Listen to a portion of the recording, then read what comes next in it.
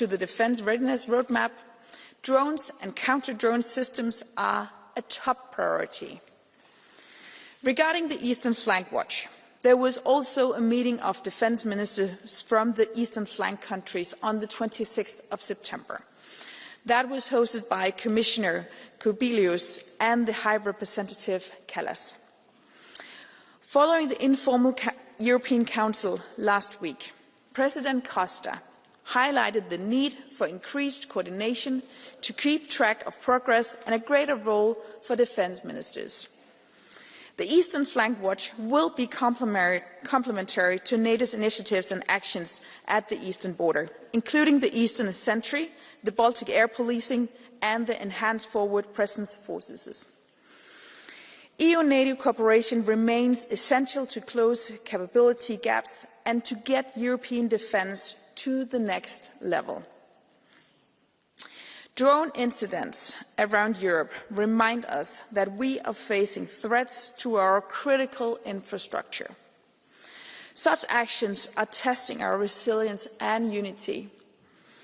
EU and NATO must remain firmly and closely coordinated, both in our operational response and in our strategic communication.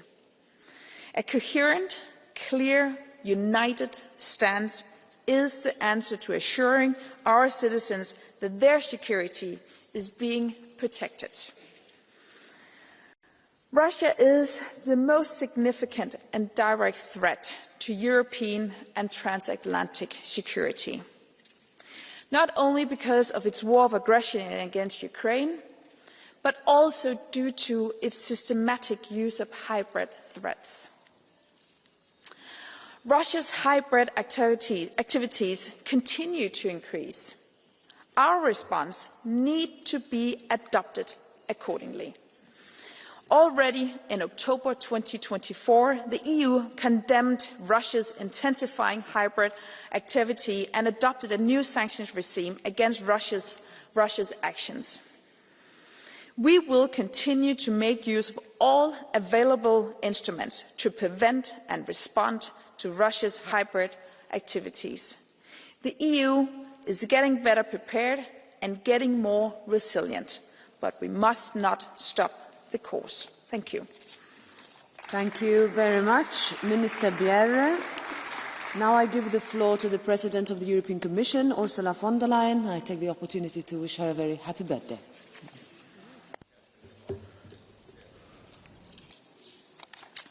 Madam President, Madam Minister, honourable members, something new and dangerous is happening in our skies.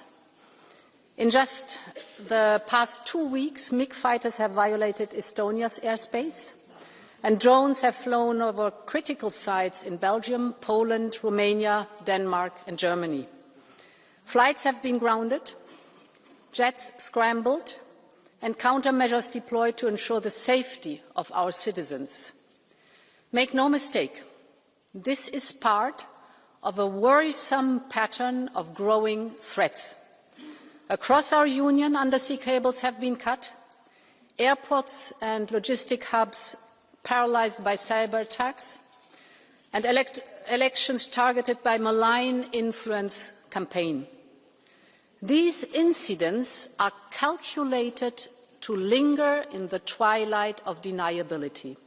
This is not random harassment. It is a coherent and escalating campaign to unsettle our citizens, test our resolve, divide our union and weaken our support for Ukraine.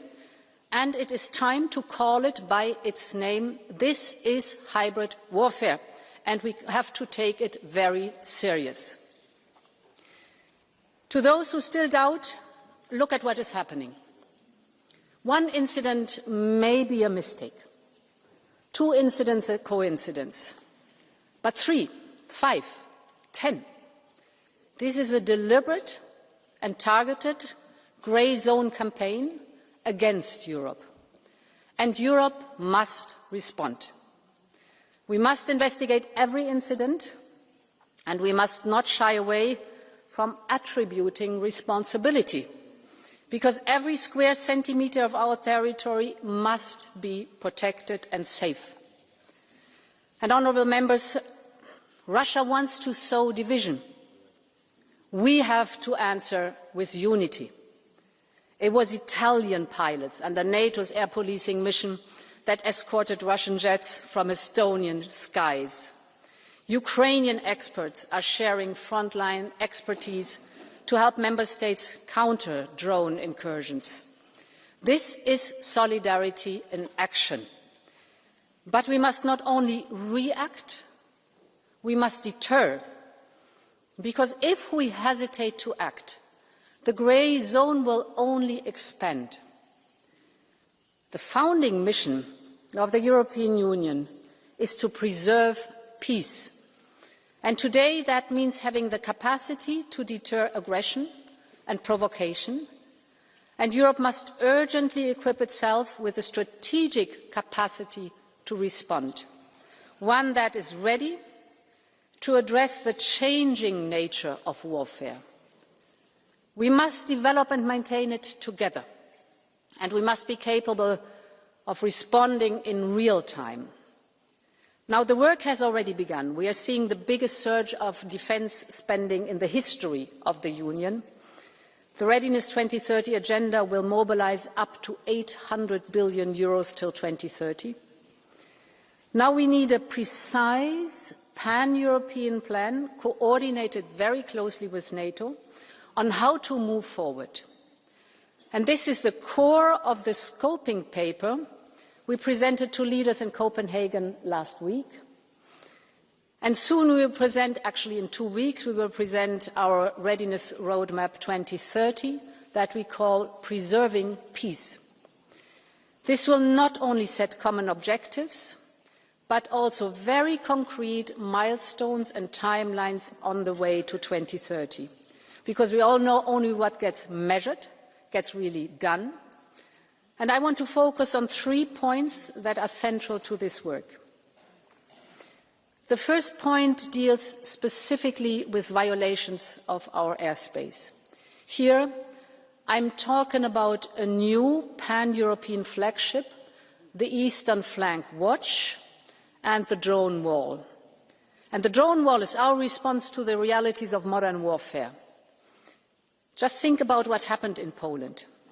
We had to deploy very expensive systems, actually latest generation fighter jets, to take down relatively cheap mass-produced drones. So this is absolutely not sustainable. We need an anti-drone system that is affordable and fit for purpose, for swift detection, swift interception, and, when needed, swift neutralization. And we have a lot to learn from Ukraine in this field. We have to learn a lot from Ukraine on capabilities, but even more importantly, I think, on their ecosystem of rapid innovation. And Ukraine is ready to support our efforts. The drone wall will contribute to the Eastern Flank Watch. This will monitor and protect the skies, seas and ground of our eastern members. But get me right, it is not only about our eastern border. At the moment, it's our priority. But what we need is a 360-degree approach. This anti-drone system will be a shield for our entire Union, including, of course, the southern flank. And it should be designed to address a wide spectrum of challenges, from responding to natural disasters, to tackling international organised crime, from monitoring weaponised migration, to controlling the Russian shadow fleet, and the list is long. Autonomous systems are at the centre of the 21st century security, and Europe must be at the cutting edge. Honourable members, the protection of our people, our skies and our infrastructure requires more than drones. It requires drones, but more than that. And this brings me to my second point, that is critical capabilities. We have already identified 9 critical capabilities, from air defence to cyber to electronic warfare. For each of these, we will form collective capability coalitions that are groups of member states committed to deliver together and fast. We have seen this lead nation model deliver before. Just think of the Czech initiative or of the Danish-led initiative to provide weapons and ammunition to Ukraine, very successful. There also one nation took the lead. Others joined in to place larger orders. Industry scaled up and prices went down. So we will now expand this across the board. This is fast, this is efficient, and most importantly of all, it is made in Europe. My third point, none of this is possible without a strong European defence industry. We need to be able to rely on our own industrial base, specifically in critical times. Today, as we all know, most investment goes outside the European Union. In other words, these are jobs outside Europe. This is absolutely not sustainable. Our surge in defence spending must also be an engine of growth here in the European Union. I know that partially this is already happening. We see new factories and production lines that are springing up across Europe. That's good. Our defence industry is hiring thousands of skilled workers, also very good. And we see that the spillovers are being felt in other industries too. And we've seen it time and again. New technologies, born in the defence sectors, bringing new applications for civilian industries, whether it is from cybersecurity tools to, for example, advanced materials for shipbuilding and aerospace. Our new defence investment can and it must contribute to Europe's competitiveness. It must be based in our union, and that's why at least 65% of any project funded under SAFE must be here from the European Union. This is European money, and we want to see a return on investment of this European money in jobs here in Europe.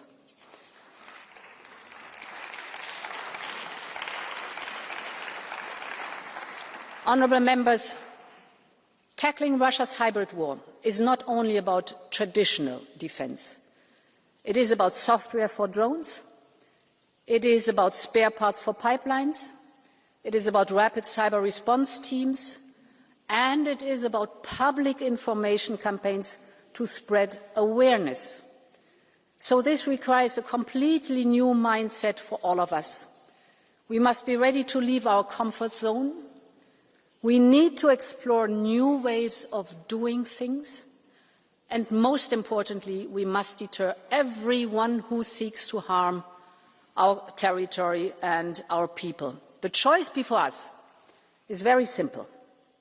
We either can shy away and watch Russian threats escalate, or we meet them with unity, deterrence and resolve.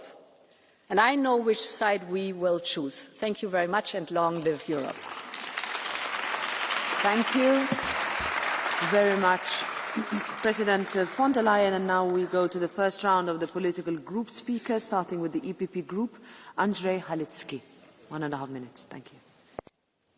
Szanowni Państwo, 22 listopada 2020 roku, 3 lata temu, przyjęliśmy rezolucję i nazwaliśmy Rosję krajem organizującym terroryzm przeciwko demokratycznym wartościom, przeciwko nam, Europie.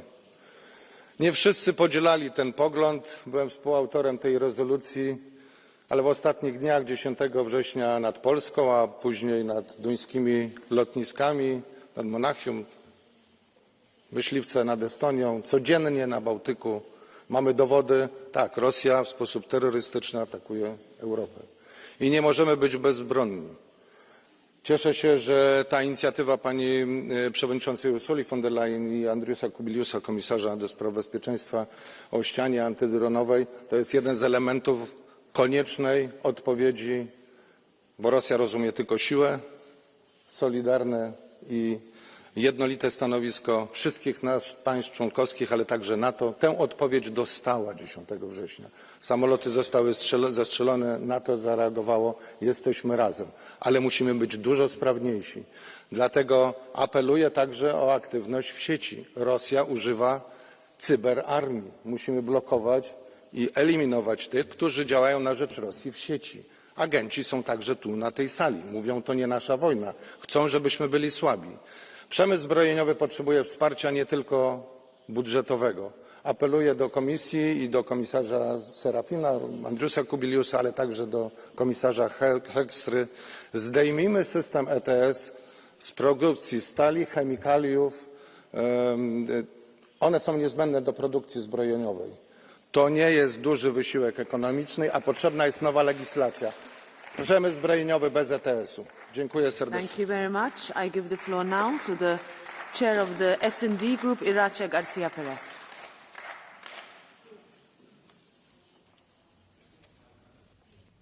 Gracias, presidenta.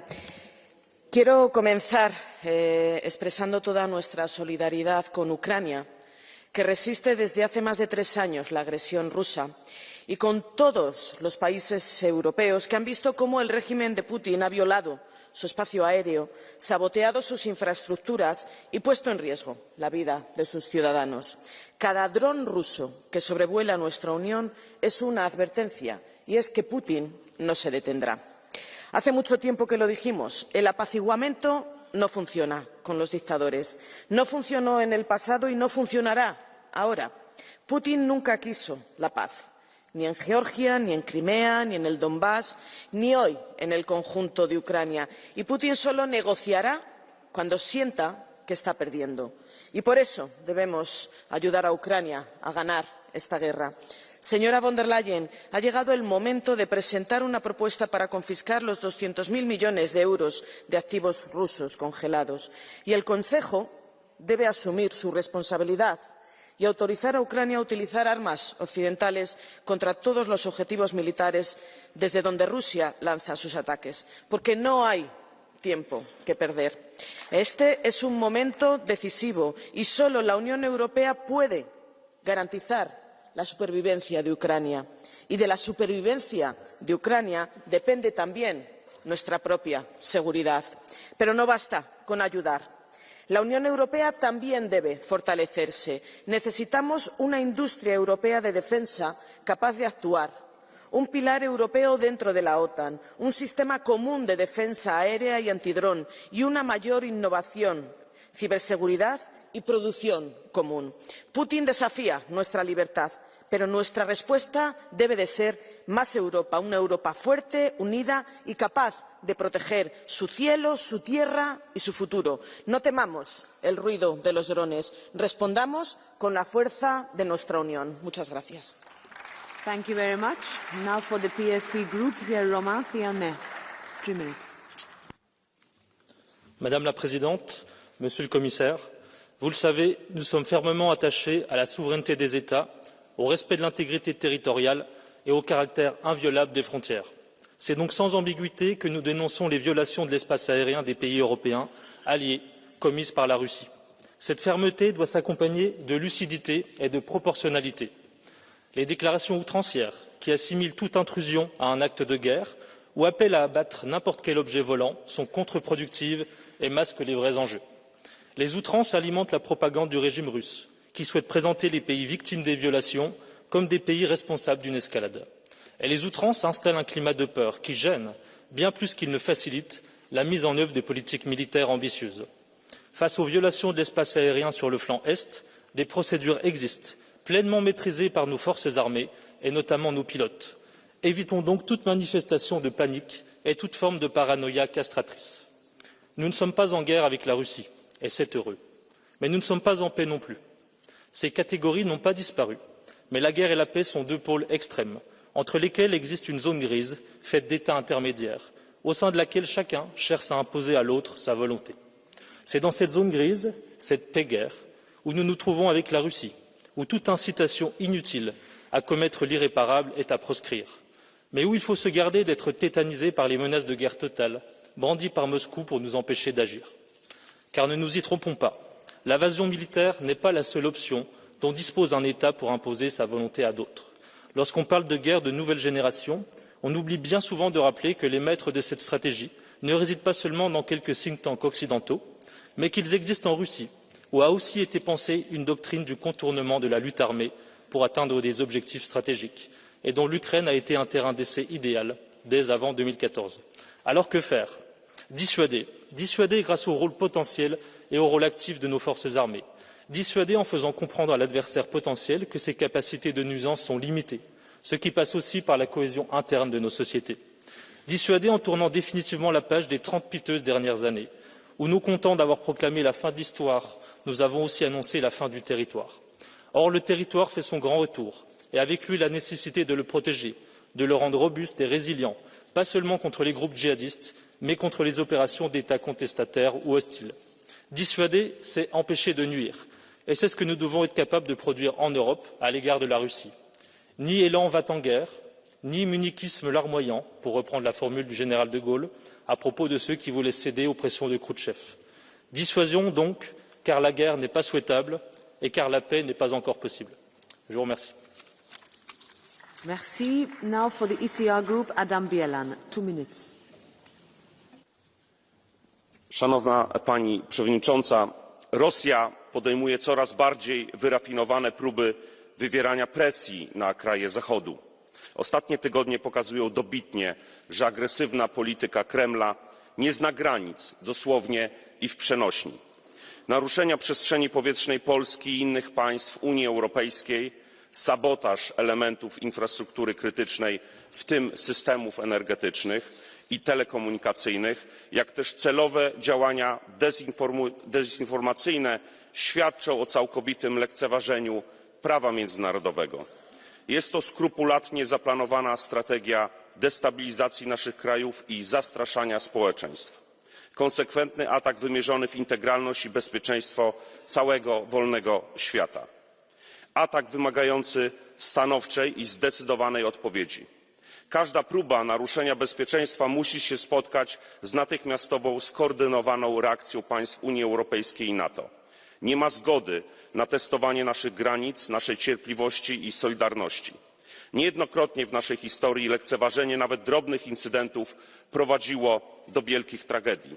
Polska i inne kraje Unii Europejskiej, państwa, które przez dekady doświadczały przemocy rosyjskiego imperializmu, doskonale rozumieją wagę odpowiedzi na prowokacje. Niestety, nie wszystkie państwa członkowskie prowadziły politykę w duchu właściwie pojmowanego interesu Europy. Tak zwany reset z Rosją, w rzeczywistości polegający na gospodarczym i politycznym uzależnieniu od Moskwy oraz sponsorowaniu antyeuropejskich przedsięwzięć jak Nord Stream, to kamienie milowe na drodze do wojny. Kiedy dziś nad Berlinem, Brukselą czy Kopenhagą widzimy rosyjskie drony, pomyślmy o miliardach euro przepompowanych na wschód przez Gerharda Schrödera i Angelę Merkel. Tak, tę Angelę Merkel nieudolnie próbującą dziś zrzucić z siebie odpowiedzialność, kuriozalnie insynuując niewłaściwe zaangażowanie państw kontestujących jej niewłaściwą politykę. Dziś również rząd niemiecki domaga się wydania osób odpowiedzialnych za unicestwienie tej haniebnej inwestycji, jaką jest Nord Stream. Dlatego chciałbym przypomnieć kanclerzowi Merzowi, że Ukraina znajduje się w stanie wojny z Rosją, ponieważ została napadnięta. Ukraińcy mają pełne prawo atakować zarówno rosyjskie rafinerie, jak i sieci przemysłowe i przesyłowe, a nam pozostaje ich wspierać, a nie za to karać. Thank you. Now for the Renew Europe Group, it's Chair Valérie Ayer. 3 minutes. Merci Madame la Présidente, Madame la Ministre, chers collègues. Nous sommes à un moment de vérité pour l'Union européenne. Nous ne sommes plus en paix. Nous ne sommes pas en guerre non plus. Nous sommes dans cet entre-deux qui s'appelle la guerre hybride. Chaque jour, la Russie mène contre nous des ingérences, des cyberattaques, des sabotages. Elle nous survole avec des drones et des avions de chasse. Ces menaces, nous les connaissons. Je ne vous apprends rien. Mais nos réactions ne sont toujours pas à la hauteur. Et je vous le dis, chers collègues, nous devons assumer la confrontation avec la Russie.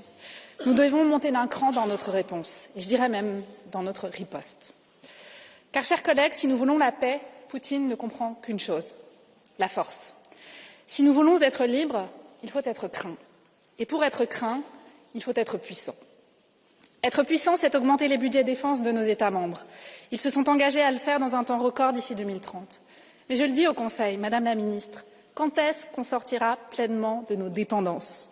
On doit avoir la maîtrise de la fabrication et de l'usage de nos armes pour enfin poser les bases d'une souveraineté européenne sur la défense.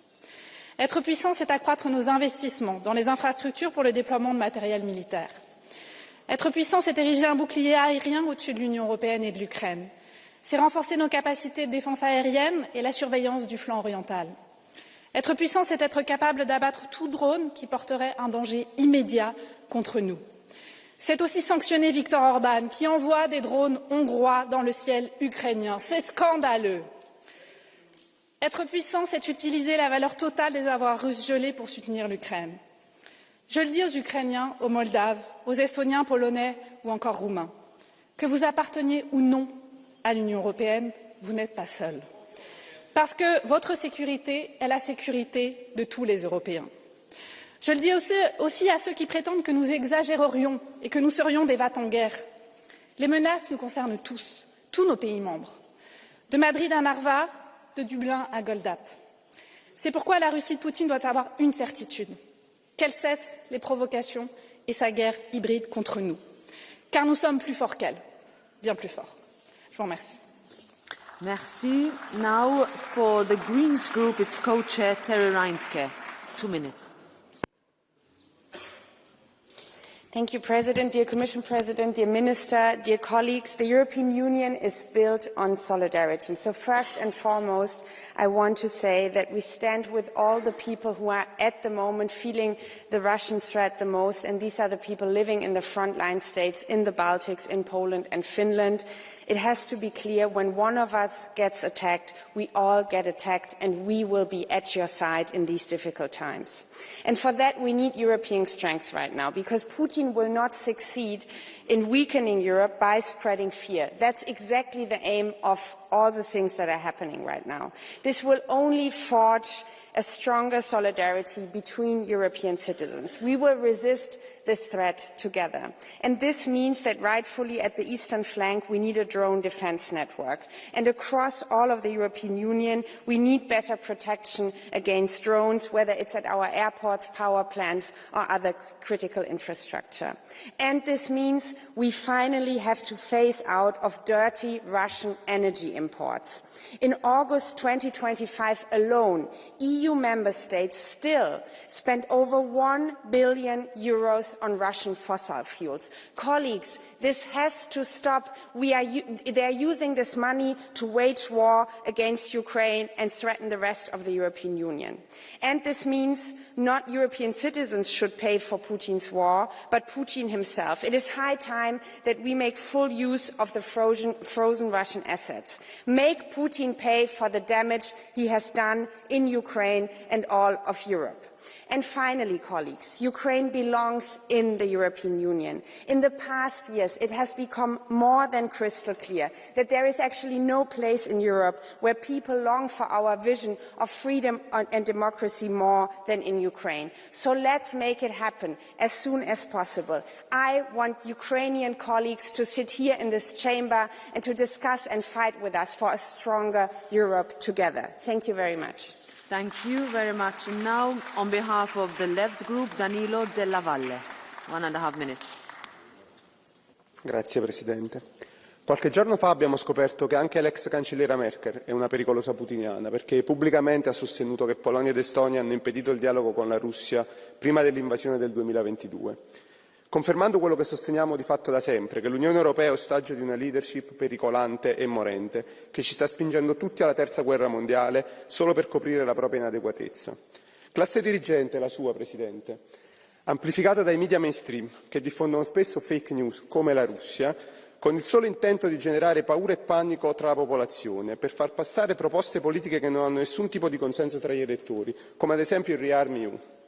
Siamo passati dall'invasione russa di Lisbona, programmata per il 2029, fino ai droni che ormai volano liberi per i cieli di mezza Europa. Eppure l'attentato russo al Nord Stream era in realtà ucraino. L'attacco di droni russi alla Polonia del 13 settembre è stato smentito dalle stesse autorità polacche e NATO e anche il sabotaggio del suo aereo in realtà era una bufala. Come si dice in Italia, a pensar male spesso ci si indovina e qui sembra davvero che qualcuno non veda l'ora di far nascere l'incidente, di portarci tutti in guerra e mandare al massacro migliaia di giovani in nome degli interessi di banchieri e lobbisti, ma mandi i suoi figli in guerra, se ci tiene tanto. I cittadini europei non credono più alle politiche guerrafondaie, e non certo perché lo dice Putin, ma perché sono stanchi delle bugie, dell'austerità, di dover rinunciare a sanità, trasporti e a salari degni in cambio di missili e jet. Io lo so che per voi che avete un'impostazione colonialista e suprematista è difficile, ma i popoli europei hanno bisogno di pace e di costruire un mondo multipolare e non certo della guerra. Grazie. Grazie, onorevole Della Valle. Now Milan Urik, 1 minute. Ďakujem pekne. Kolegovia, zase tu máme ďalšiu diskusiu o vojne, o strachu, o zbraniach a o vojenských výdavkoch.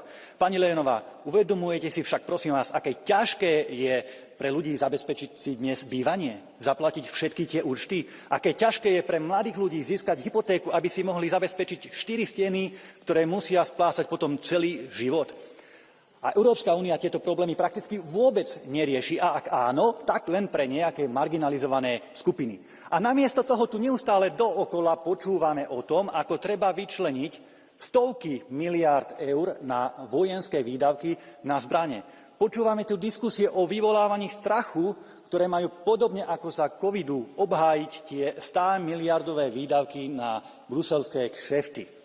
Pani Lejenová, ja vám poviem možno pre vás novinku, ale Európania neočakávajú a nechcú od Bruselu rakety a náboje, ale mier, prosperitu a hospodársku spoluprácu.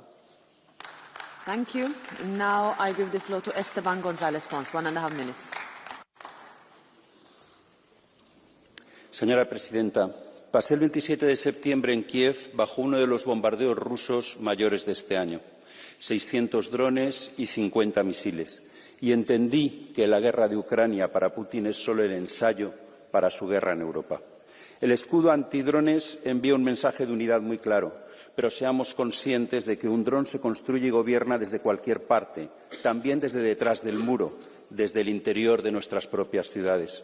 Mientras nosotros hablamos de los millones que invertiremos en proyectos plurianuales de defensa, en los campos de batalla de Ucrania, los pequeños drones dominan el frente. Ni siquiera los carros de combate se les resisten. En Ucrania, los ratones hacen huir a los elefantes, pero nosotros seguimos pensando en elefantes. Si Putin nos ataca, no lo hará con un misil, sino con un dron sin bandera, casi indetectable, con autonomía suficiente para salvar largas distancias y explotar en cualquier punto estratégico, y estará diseñado no por una gran compañía, sino por un grupo pequeño de estudiantes.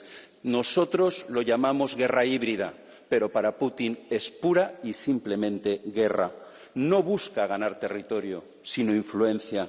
No quiere reconstruir la URSS, sino el Pacto de Varsovia.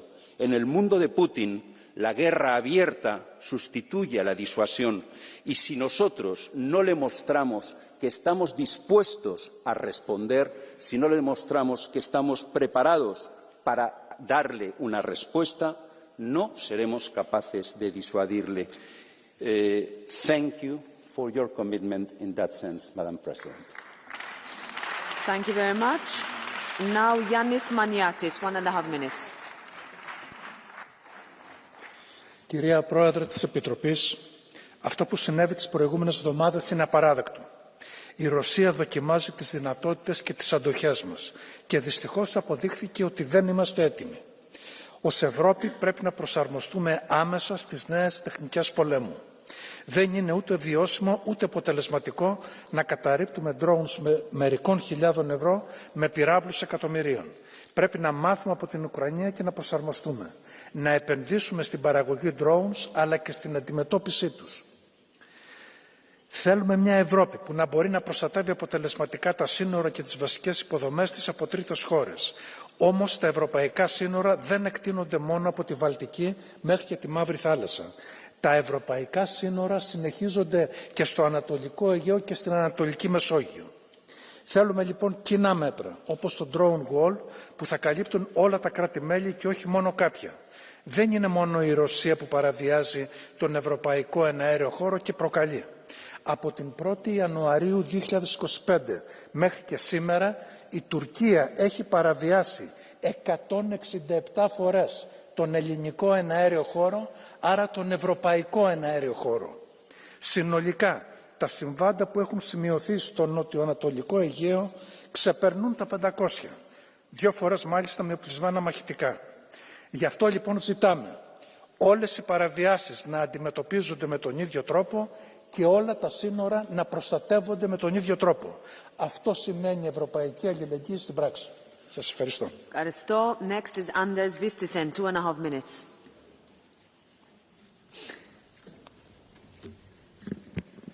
I går måtte Danmarks statsminister Mette Frederiksen på dansk tv erkende, at hun ikke havde gjort nok for at forberede Danmark mod hybridtruslen. Det kan ellers være underligt, for den danske statsminister har været blandt de mest aggressive fortalere for konflikt med Rusland i EU. Så hvordan man 3,5 år inde i krigen ikke er i stand til at sikre kritisk dansk infrastruktur, er mig en gåde. Vi har alle i Danmark stået bag regeringen, når det kom til at donere 70 milliarder kroner til Ukraine. Vi har stået bag et bredt flertal i Folketinget, hvor I har fået pengene til oprustning. Men sandheden er, at da truslen kom, stod Mette Frederiksen en uge før og talte om at købe lang- og mellemdistanceraketter, der eksplicit skulle ramme mål i Rusland, mens en drone i Københavns Lufthavn kunne lukke vores kritiske infrastruktur ned. Jeg forstår godt, at danskerne er blevet bange, når man ser på den danske regerings krisehåndtering. Og den danske regering skylder nu danskerne at få styr på situationen. Stop med at holde bombastiske pressemøder og sørge for vores sikkerhed, særligt på hybridfronten, hvor et enkelt topmøde i København nu kræver hjælp fra 10 europæiske NATO-allierede for at kunne gennemføres i sikkerhed. And to you, Ursula von der Leyen, you are very happy to say that everyone who disagrees with you is a Putinist. But sometimes action speaks louder than words. So let's see on your historical actions. You were part of Angela Merkel's government. Not only part, you were Minister of Defense. You left Germany, NATO, defenseless in that period. More than that, you were an active part of moving away from nuclear power into buying Russian gas and oil in the biggest energy consumer in Europe, Germany. So to stand here and lecture those of us who believed in a strong defense, who tried to avoid us taking the peace dividend when we didn't see, or you didn't see Russia as a threat, is simply historical false narrative. In the Danish People's Party, we fought against leaving submarines in Denmark. We fought against being defenseless when it came to our territorial defense. We fought in favor of the National Guard, in favor of conscription, when you allies in Denmark wanted to give it all up. And therefore, Denmark is marginally better placed now to defend ourselves, even though we are falling hopelessly behind. But please, face up to your action instead of blaming everyone else. Dankeschön. Nächster Redner ist der Kollege Gambino. Signor Presidente, onorevoli colleghi, ogni violazione dei cieli dei nostri alleati o ogni sabotaggio a gasdotto ai porti rappresenta una minaccia alla nostra sicurezza comune. Serve sangue freddo per evitare le provocazioni, ma anche regole chiare per difendere i nostri confini e le nostre infrastrutture critiche. L'Italia sostiene la creazione di uno scudo antidrone europeo, integrato con la NATO e promosso dal ministro Crosetto per proteggere le nostre reti strategiche. Chiediamo inoltre la piena attuazione delle direttive su resilienza e cybersicurezza e risorse comuni per difendere porti, gasdotti e reti digitali, così come un'azione congiunta di giustizia e polizia europea contro il sabotaggio e la disinformazione. Poi condivido in pieno quello che ha detto prima la Presidente von der Leyen, soprattutto rispetto alla problematica che gli investimenti europei per la difesa vengono appunto spesi in Europa per rendere quanto più competitiva e forte il nostro continente. Solo un'Europa unita e rapida nelle decisioni potrà garantire sicurezza e libertà ai suoi concittadini. Grazie. Dankeschön. Als nächstes spricht die Kollegin Strick-Zimmermann. Frau Präsidentin, meine Damen und Herren! Vor über einem Jahr hat Herr Stoltenberg bereits gesagt, wir leben nicht im Krieg, aber auch nicht mehr im Frieden. Und endlich verstehen die Regierungen in Europa, dass dem so ist. Auch Herr Merz hat das jetzt öffentlich verkündet. Denn wir müssen den Menschen erklären, wie die Lage ist. Putins Krieglogik ist offensichtlich. Sein Ziel ist weit über die Ukraine hinaus. Er sagt auch laut, dass er das Baltikum einnehmen will. Und meine Damen und Herren, militärisch ist Putin nicht erfolgreich, so wie er dachte. Seit Jahren überschätzen wir ihn militärisch, aber wir unterschätzen seine Brutalität. Putin will keinen Frieden, er eröffnet viele Fronten und das schon seit langem. Cyber, Hybrid und jetzt auch dieses Drohnenspektakel über Europa mit ungeahnten Folgen. Und meine Damen und Herren, die Folge letztendlich ist ja für uns, nicht nur technisch darauf zu reagieren, sondern dass in den Nationen und vor allen Dingen in Europa zusammengearbeitet wird und eben nicht dieses unendliche Klein-Klein, wer ist für was verantwortlich. Vielleicht können wir mal einer Meinung sein, über Staaten, über Parteien hinweg, über Rat, Kommission und auch Parlament hinweg, dass wir nur gemeinsam Erfolg haben. Und ich weiß, dass das nicht einfach ist. Ich weiß, dass wir unseren Regierungen erklären müssen, dass dieses kleinkarierte nationale Denken in Zukunft nicht mehr funktioniert. Denn letztendlich werden wir nur gemeinsam erfolgreich sein. Es gibt kein Land in Europa, das in der Lage ist, sich selbst zu verteidigen. Kein einziges Land. Und es ist eine Stärke, gemeinsam diesen Schritt nach vorne zu machen. Meine Damen und Herren, Putin hört uns genau zu. Putin versteht nur die Sprache der Stärke. Alles andere, und so schön es ist, Friedenstauben in den Himmel zu schicken, all das ist Unsinn. Das Einzige, was er versteht, ist Kraft und vor allen Dingen Einigkeit. Lassen Sie uns diesen Weg gehen. Es lebe Europa. Frau Kollegin Strack-Zimmermann, erlauben Sie eine Blue Card des Kollegen Dröse. Welche Sprache? Rechts außen. Ach, Deutsch. Deutsch. Ach ja, bitte schön, Herr Dröse, dann machen Sie mal.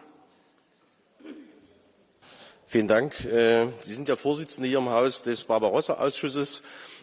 Sie wären nicht müde, sozusagen uns vorzubereiten auf den Angriff auf Russland. Andererseits stehen Sie der Sie haben gleich die Möglichkeit. Andererseits stehen Sie der Rüstungsindustrie nahe.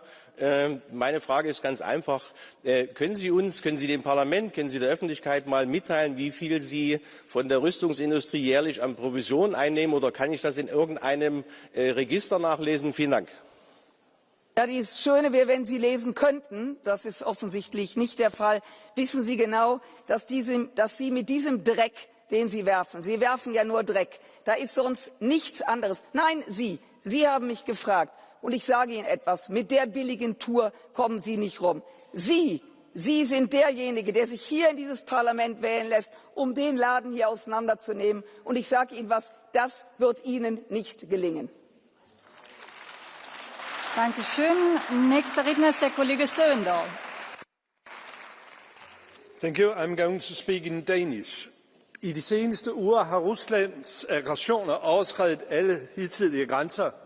Vi har været under et massivt pres fra hybride trusler, men selvfølgelig ikke i et omfang, der bare minder om det, ukrainerne og den ukrainske befolkning udsættes for. Også i Danmark har vi set intimidering og provokationer af et hidtil uset omfang. Blandt andet har droner invaderet vores luftrum. De her episoder gør det også klart for mig, vi har alle et ansvar for vores fælles europæiske sikkerhed. Det sker i Danmark, det sker i Polen, det sker i de baltiske lande og senest i Tyskland, er fælles europæiske problemer, som kræver fælles europæiske løsninger. Jeg er en stor beundrer af det ukrainske folk, som på 4. år står imod den russiske aggression, og nu til med kommer Europa til undsætning. Vi kan lære så meget af ukrainerne, og derfor er et tæt samarbejde med ukrainsk forsvarsindustri helt centralt. Lad mig gøre det klart. Ruslands fortsatte aggression overtræder international lov. Fra europæisk side skal vi stå sammen. Vi skal stå sammen med Ukraine, og vi må ikke lade russiske provokationer så tvivl om vores vilje til at forsvare os selv. Nächste Rednerin ist die Kollegin Demirel. Dankeschön, Frau Präsidentin. Wir brauchen einen Drohnenwall, halt es aus der Rüstungsindustrie. Dies folgt aber der Logik der Eskalation. Liebe Kolleginnen und Kollegen, die gegenseitige hybride Kriegsführung läuft schon lange und sie spitzt sich immer weiter zu. Es wäre falsch zu behaupten, dass hybride Kriegsführung und Angriffe eine Erfindung nur eines Akteurs wären, also nur Russlands sind. Auch die EU greift immer wieder zu solchen Mitteln. Regime-Change-Diskurse, Sabotage, verdeckte Militäreinsätze, direkte oder indirekte Einflussnahme auf Entwicklungen in anderen Ländern. Das gehört zum Standardrepertoire aller Großmächte, allen voran der NATO-Staaten. Missverstehen Sie mich bitte nicht. Jede vorsätzliche, potenziell gefährliche Verletzung des Luftraums ist ein klarer Verstoß gegen das Völkerrecht und muss auch natürlich verurteilt werden. Aber die Reaktion darauf sollte verhältnismäßig, evidenzbasiert und deeskalierend sein. Was wir dringend brauchen, sind vertrauensbildende Maßnahmen. Verhandlungen und Rüstungskontrollabkommen, etwa zum Beispiel die Rückkehr der USA und Russland zum Open Skies Abkommen.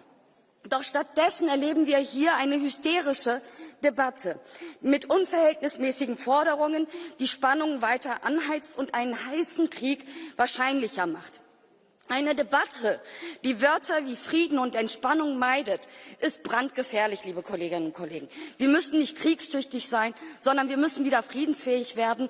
Das ist Sicherheitspolitik. Bitte kommen Sie zurück zu echter Sicherheitspolitik im Interesse der Bevölkerung. Frau Kollegin Demirel, wenn ich das richtig verstanden habe, haben Sie gesagt, dass die europäischen Staaten, dass die Europäische Union Sabotageakte verübt. Ich halte das für eine... Selbstverständlich. Ich gebe Ihnen keine zusätzliche Redezeit. Ich wollte nur sagen, dass ich das der Präsidentin zur Überprüfung vorlegen werde. Nächste Rednerin ist die Kollegin Andersson.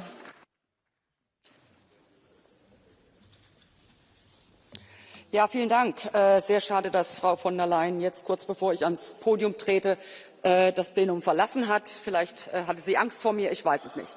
Aber nichtsdestotrotz, wenn das Flugzeug der Kommissionspräsidentin das GPS-Signal verliert, dann ruft Brüssel natürlich sofort, es war Russland, noch bevor irgendwelche Daten überhaupt vorlagen. Heute hört man nichts mehr davon. Warum? Ja, es war nicht Russland. Dann war es wohl eine glatte Lüge, was die Kommissionspräsidentin hier auf den Stapel gelassen hat, wie so oft. Nord Stream 2 wird gesprengt, schwerster Sabotageakt Europas. Von der Kommissionspräsidentin nicht ein Sterbenswörtchen. Tja, es war wohl nicht Russland. Also keine Untersuchung, keine Erklärung, nichts, gar nichts. Ja, Russland greift Europa an mit Cyberangriffen, Propaganda und dergleichen. Und das muss auch beantwortet werden. Aber gerade jetzt, wo wir glaubwürdige Institutionen bräuchten, inszeniert sich diese Kommission in einem billigen Schmierentheater. Sie schürt Angst, schlägt falschen Alarm, verspielt das wenige Vertrauen, was möglicherweise noch vorhanden ist. Diese Kommission ist alles, aber sie ist nicht glaubwürdig.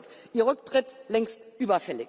Morgen wäre übrigens ein sehr guter Tag dafür. Aus diesem Grund ist der Misstrauensantrag gegen Ursula von der Leyen und diese lächerliche, inkompetente, verlogene Gurkentruppe unbedingt bitte kommen Sie zum Ende. Das muss ein Ende haben. Vielen Dank. Frau Kollegin Andersson, akzeptieren Sie eine Blue Card des Kollegen Siepe?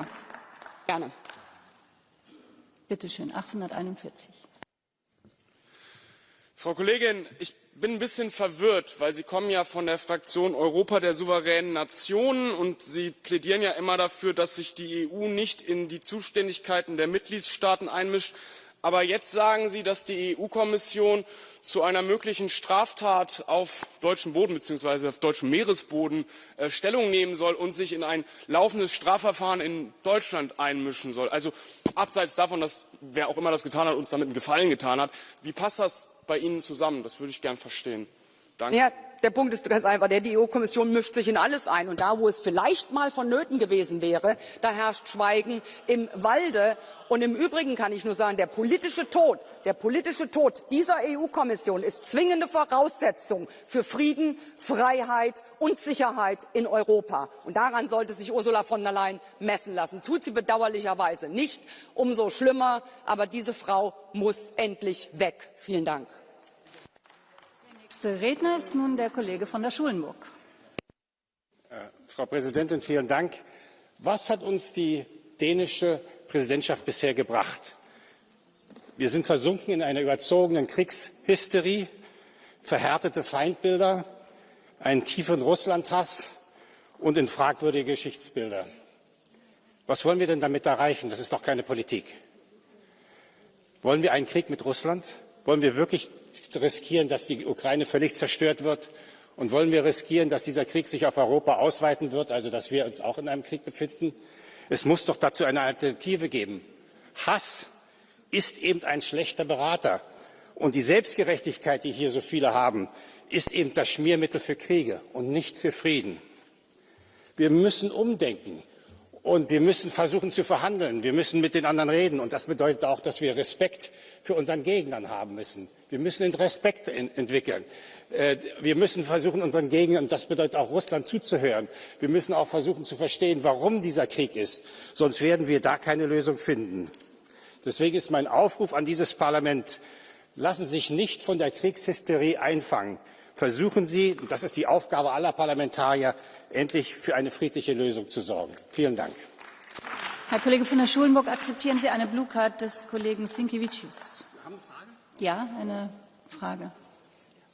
Bitte schön, Kollege Sinkevičius. Yes, thank you very much. You spoke about diplomacy. So first it was occupation of Crimea, then it was Luhansk and Donetsk, then Putin invaded the whole of Ukraine. Now he is flying drones over Copenhagen, Brussels, drones over Poland. When is the end of that diplomacy? Trump rolled out the red carpet for him in Alaska. US troops on their knees were rolling out that carpet. Diplomacy doesn't work with Putin. When you and your colleagues will realize that? I forgot your name. You know, I worked for 34 years for the UN in war countries. And these countries in the end had always negotiated. The biggest war was Iran-Iraq with 1 million people dead, where we used chemical weapons and all the type of things. In the end, they had to talk, and they found a solution. And I think that we have to do this here too. We have to do it to protect us. Then the UN Charter doesn't say that you shouldn't use force. It says that we should negotiate in order to prevent the use of force. And I think if you ask about this, this is what we have not done in the beginning. Thank you.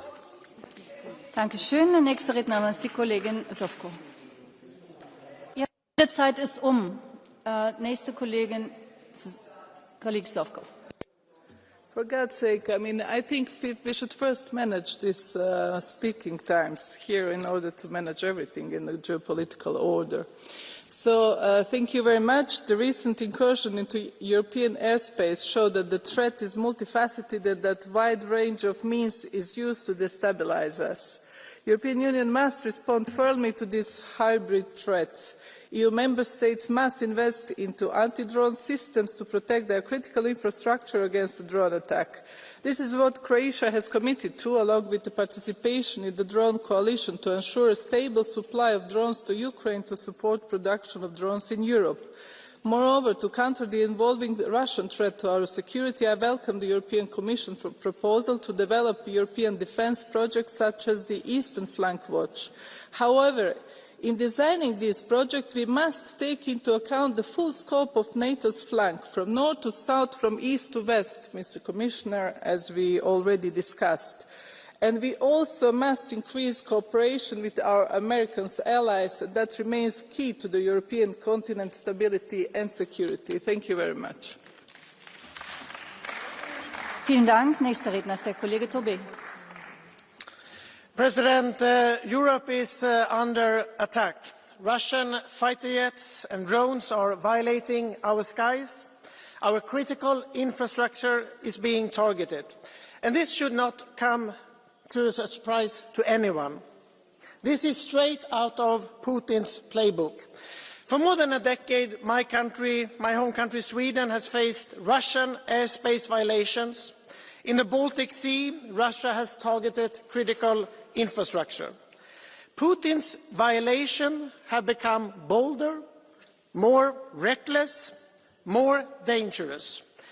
We have to unite to defend ourselves with real capability and force, strengthen our common defence, invest in tanks and ammunition. But it is also obvious, colleagues, that we have to do more to strengthen our capability with drones. This is, frankly speaking, more than a drone shield that we need to invest in. I therefore would like to urge all Member States and the European Commission to seriously consider how to tackle this new Russian threat. This is about protecting our Union and our citizens and making clear that Europe will never bow down to any aggression. Thank you. Als næste spricht die Kollegin Schaldemose. Tusind tak. Som vi har hørt flere gange her, så i senere uger har vi set droner lukke lufthavne i Danmark, i Sverige, i Finland, i Polen, mange steder. De har svævet over militærbaser i Europa, over civil infrastruktur. Og det har skabt usikkerhed hos borgerne i Europa. For når flyene står stille og luftrummet lukkes, så mærker folk, at truslen er tæt på. Men ved I hvad? Det er præcis det, Rusland ønsker. De ønsker at skabe frygt, tvivl og splittelse. Vores svar skal være det modsatte. Vi skal skabe tryghed og sammenhold. Intet medlemsland kan stå alene over for de her hybride angreb. Når et luftrum rammes, så bliver hele Europa ramt. Og derfor er det EU's opgave at handle og agere. Jeg bakker fuldt op om EU-kommissionen og rådets arbejde med en dronemur. Et fælles skjold, der er vigtigt. Vi skal gøre alt, hvad vi kan for at beskytte hinanden. Vi skal tage ansvar, men først og fremmest skal vi stå sammen. Vi skal ikke gå Putins ærne. Vi har brug for at stå sammen, og det gør vi ved at investere i fællesskab i Europa. Tak.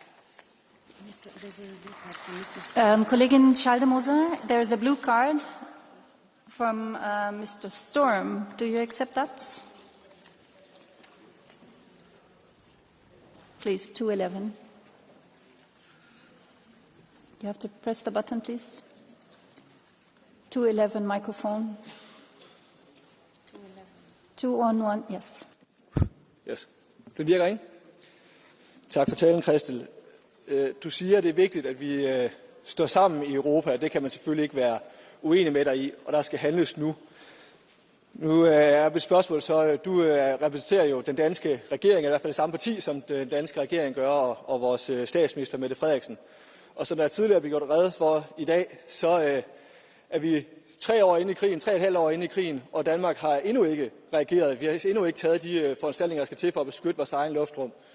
Hvordan vil du arbejde for, at vi i Europa og EU kan arbejde bare en lille smule hurtigere, end dit parti har vist, at de er i stand til at gøre hjemme i Danmark?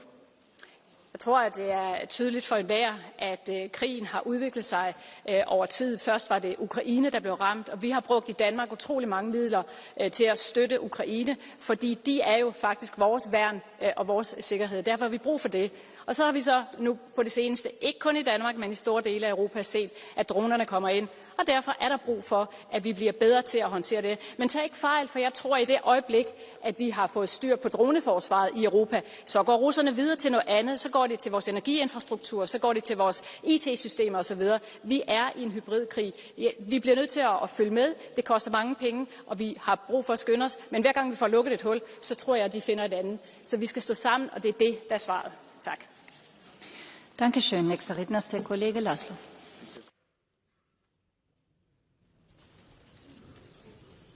Augusztustól novemberig a Magyar Honvédség látja el vezető nemzetként Észtország, Lettország és Litvánia légtérrendészeti feladatait, együttműködésben spanyol és olasz katonákkal. 2015 óta ez már a 4. ilyen alkalom. 4 magyar Gripen vadászgép és 80 magyar katona állomásozik Litvániában. Már 11 éles riasztásra kellett válaszolniuk. Innen is köszönjük a kecskeméti MH Vitéz Szentgyörgyi Dezső 101. repülődandár munkáját. Köszönjük a veszprémi MH légiműveleti vezetési és irányítási központ munkáját. Köszönjük a szolnoki MH Kis József 86. helikopterdandár munkáját, és köszönjük a pápai MH 47. bázisrepülőtér szakállománya munkáját.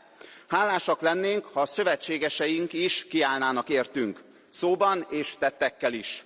Az ukrán vezetés Magyarországot vádolta meg légtérsértéssel. Ez teljesen abszurd.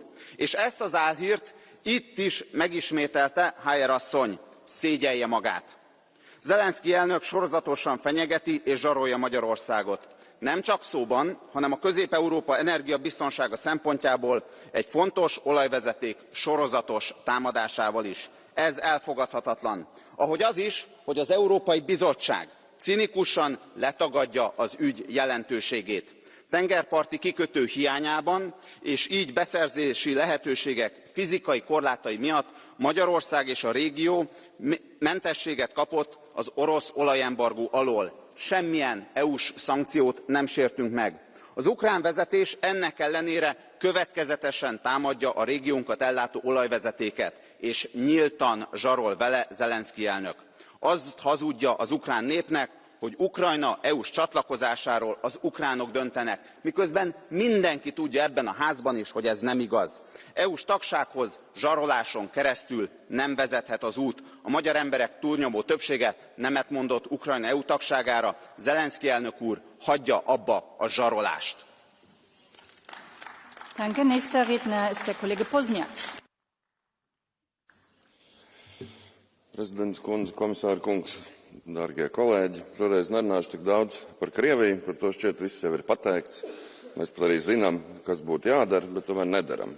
Iesaldēti aktīvi stāv, kur stāvējuši, mēnu flote turpina pildīt Kremļa kases, un tagad arī droni mums ir virs Eiropas.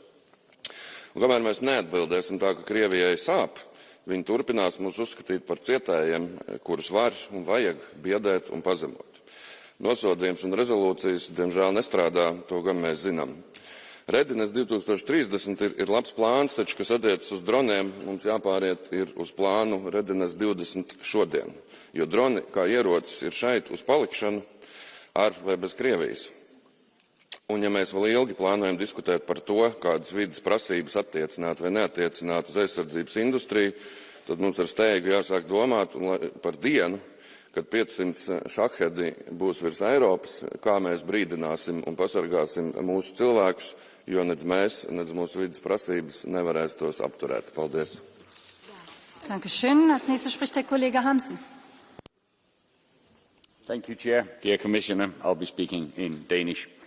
Det er jo ikke første gang, at vi i Europa er igennem en svær tid. Dengang sagde Konrad Adenauer, wir leben unter den gleichen Himmel, aber wir haben nicht alle den gleichen Horizont. Altså, vi deler himlen, vores værdier, vores frihed og vores sikkerhed, men vi ser ikke alle truslerne fra samme vinkel. Nogle lande i EU lever dagligt tættere på Ruslands aggression, Baltikum, Polen, Finland, og derfor er vi nødt til at handle som et Europa. Det, vi diskuterer i dag, er vigtigere end hvem, der vinder det næste valg. Det her, det handler om Europas sikkerhed. Det handler om, at borgerne kan stole på, at lyset tændes, at vandet løber, og at vores kritiske infrastruktur er beskyttet. De krænkelser af europæisk luftrum, angreb på infrastrukturen, vi har set i de seneste uger, ikke mindst i mit eget hjemland Danmark, er en direkte trussel mod os alle, og Europa må kunne svare igen. Vi skal svare igen.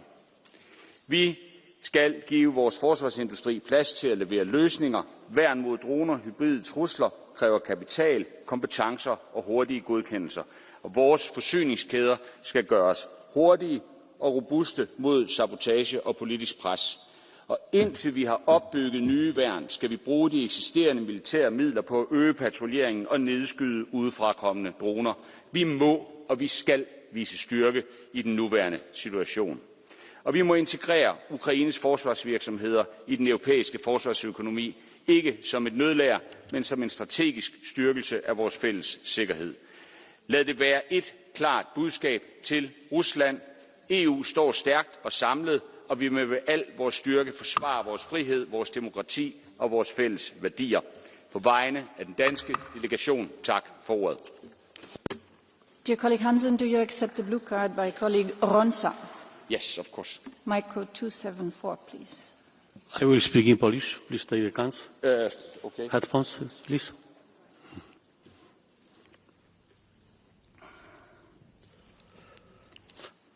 Bardzo uważnie słuchałem pana wypowiedzi. W pierwszym zdaniu powiedział pan, że w Europie mamy kryzys.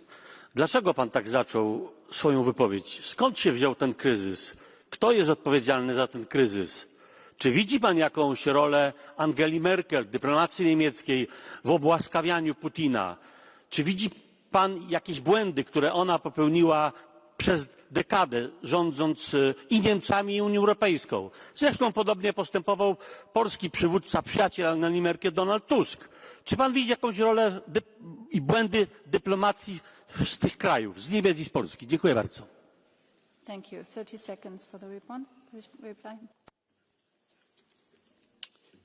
Jeg tror, alle har haft en opfattelse af, at Rusland var et andet sted, end Rusland i virkeligheden var. Det er jo derfor, at vi er nødt til at samles, og det er jo derfor, vi er nødt til at svare igen med den hårdeste konsekvens muligt, fordi man skal ikke tro Europa. Europa er et værn, som beskytter os alle sammen, og det skal vi holde fast i. Dankeschön. Nächster Redner ist der Kollege Negrescu.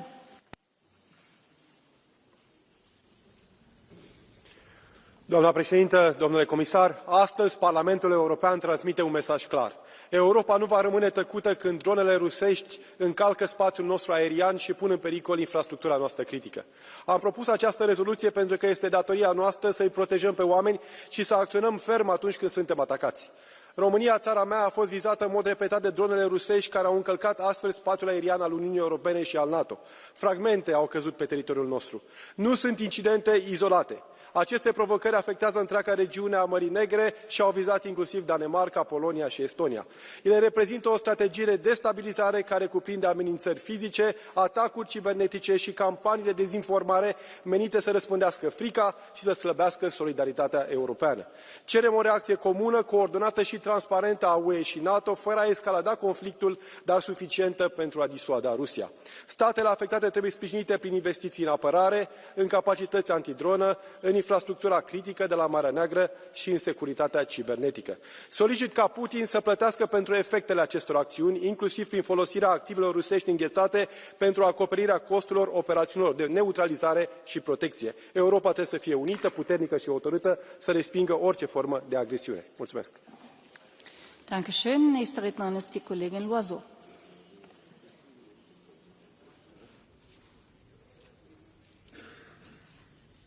Mes chers collègues, l'Europe n'est plus seulement menacée aujourd'hui, elle est provoquée. Ce ne sont plus seulement des attaques hybrides qui nous ciblent, parce que le survol des espaces aériens souverains par des avions de chasse ou par des drones militaires, ça n'est pas un acte hybride, c'est une violation de souveraineté délibérée. Face à la gravité de ce que nous vivons, je voudrais tout d'abord exprimer ma pleine solidarité avec tous les États européens qui ont été provoqués à l'est et au nord de notre Union. Nous sommes une Union parce que nous sommes solidaires, ne l'oublions pas. N'oublions pas non plus que nos populations sont inquiètes. Face à la confusion que la Russie essaye de semer, nous devons parler clairement et agir en conséquence. À quoi joue la Russie? C'est assez simple, mais il faut le marteler. Elle nous provoque pour essayer de nous intimider et pour détourner notre attention de l'Ukraine, qu'elle piétine et où elle piétine. En violant nos espaces aériens, Moscou gonfle ses muscles et essaye de se faire passer pour plus fort qu'il ne l'est. C'est sa faiblesse qu'il faut voir en face.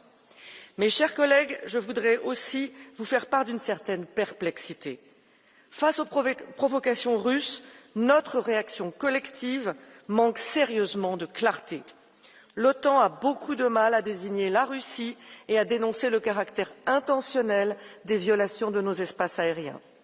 Si, comme nous le pensons tous, Vladimir Poutine nous teste, ce n'est pas une très bonne manière de réussir ce test.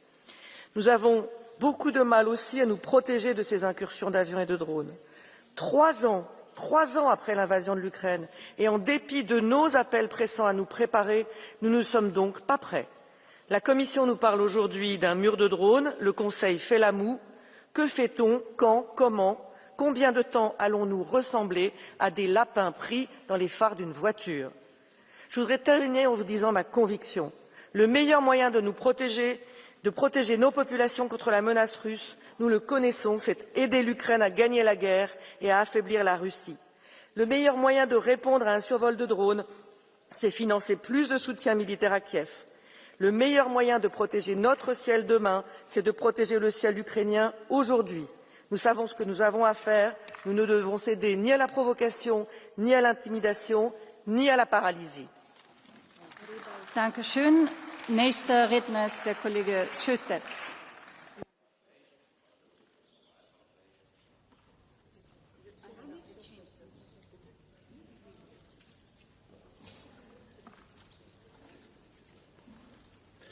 Tack så mycket, fru talman.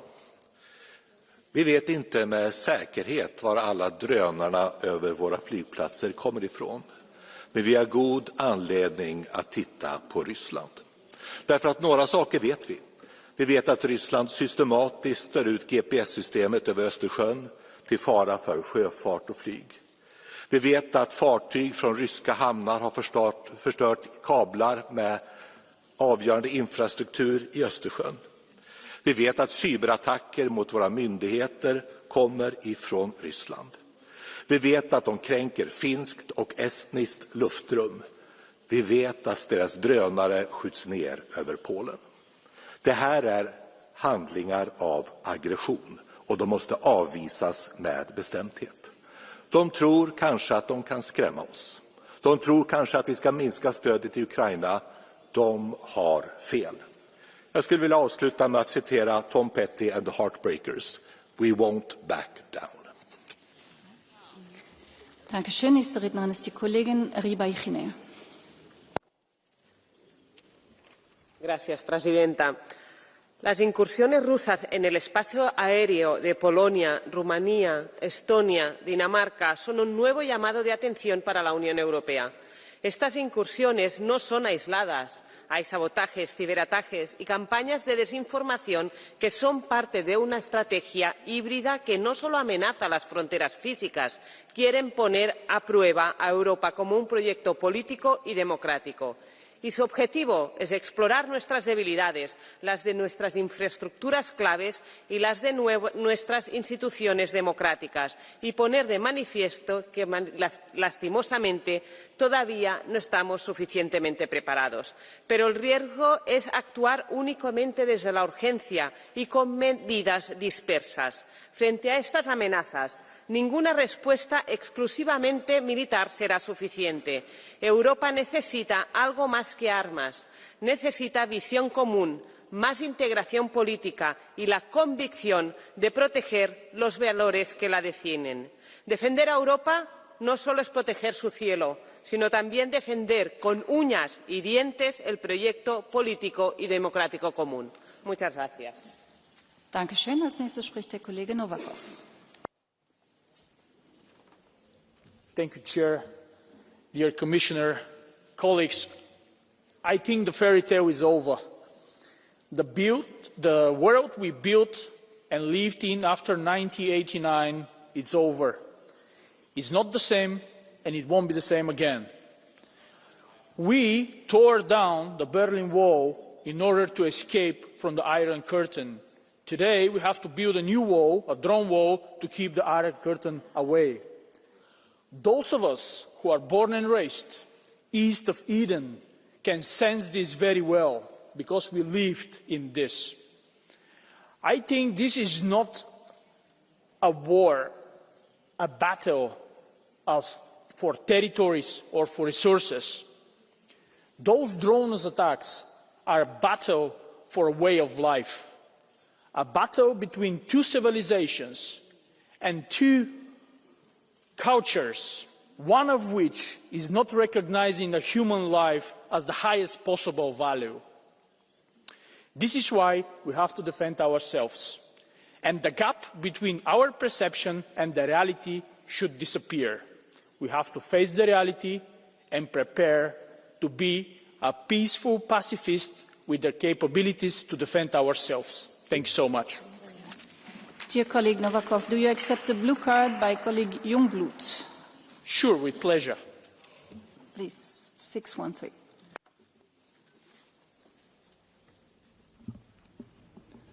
Ja, sehr geehrter Kollege, ich möchte Sie erst mal korrigieren. Es waren nicht irgendwelche Europäer, die die Berliner Mauer runtergerissen haben, sondern es waren die Deutschen, die das getan haben. Das zur Einleitung. Aber ich möchte Ihnen gerne ein Zitat aus Ihrer Fraktion geben. Ich zitiere, ich weiß nicht, ob es die Ukrainer waren, die Nord Stream gesprengt haben, aber selbst wenn sie es waren, ist es aus meiner Sicht ein legitimes Ziel. Sie und Ihre Fraktion sagen, es ist ein Zitat Ihres Kollegen Gahler übrigens, Ihre Fraktion sagt ja auch, wir brauchen Milliarden, um einer angeblichen Bedrohung Russlands zu entgehen. Und auf der anderen Seite sind es Personen wie Herr Gahler, die ja tatsächliche Angriffe auf unsere Infrastruktur gutheißen. Also ist es die Position der EPP, dass solche Angriffe der Ukraine gutgeheißen werden? Thank you. 30 seconds for the reply. What I'm saying is that we have to protect ourselves. The drones were flying over Poland, over Germany, your own country. It was flying over Denmark. That has nothing to do with the pipelines on the bottom of the Baltic Sea. Thank you so much. Dankeschön. Nächste Rednerin ist die Kollegin Montserrat. Gracias, presidenta. La pregunta no es si Rusia está atacando a Europa. La pregunta es cuándo vamos a defendernos como Unión Europea. Lo que comenzó como la invasión de Ucrania ya es hoy una guerra encubierta contra Europa. Putin está midiendo nuestra paciencia con drones y desinformación, sobrepasando los límites para provocarnos y dividirnos. Es urgente que blindemos nuestra seguridad con un escudo de defensa contra drones enemigos y hackers. Debemos exigir a todos los miembros que cumplan su compromiso para una defensa común en cooperación con la OTAN. Porque pongo un ejemplo. En España, Pedro Sánchez está lastrando la defensa europea para contentar a sus socios y mantenerse un día más en el poder. Esta irresponsabilidad debe acabar. La respuesta de Europa debe ser tajante, porque el apaciguamiento y la desidia no frenan a dictadores imperialistas. No mendigaremos la paz. Protegeremos la libertad hoy para no vivir mañana bajo las reglas de quienes la pisotean. Dankeschön. Nächster Redner ist der Kollege Kremer. Dear colleagues, Russian fighter jets are violating NATO airspace. Putin's shadow fleet is sabotaging undersea cables. Cyber attacks are shutting down our airports, armies of disinformation bots are interfering in our elections, and swarms of drones are spying on our forces and paralysing our infrastructure. Colleagues, especially those on the far left and the far right, what more do you need to call this the reality that it is, that Putin is conducting a large-scale hybrid war against our citizens, and that it is ours and your responsibility to protect our citizens?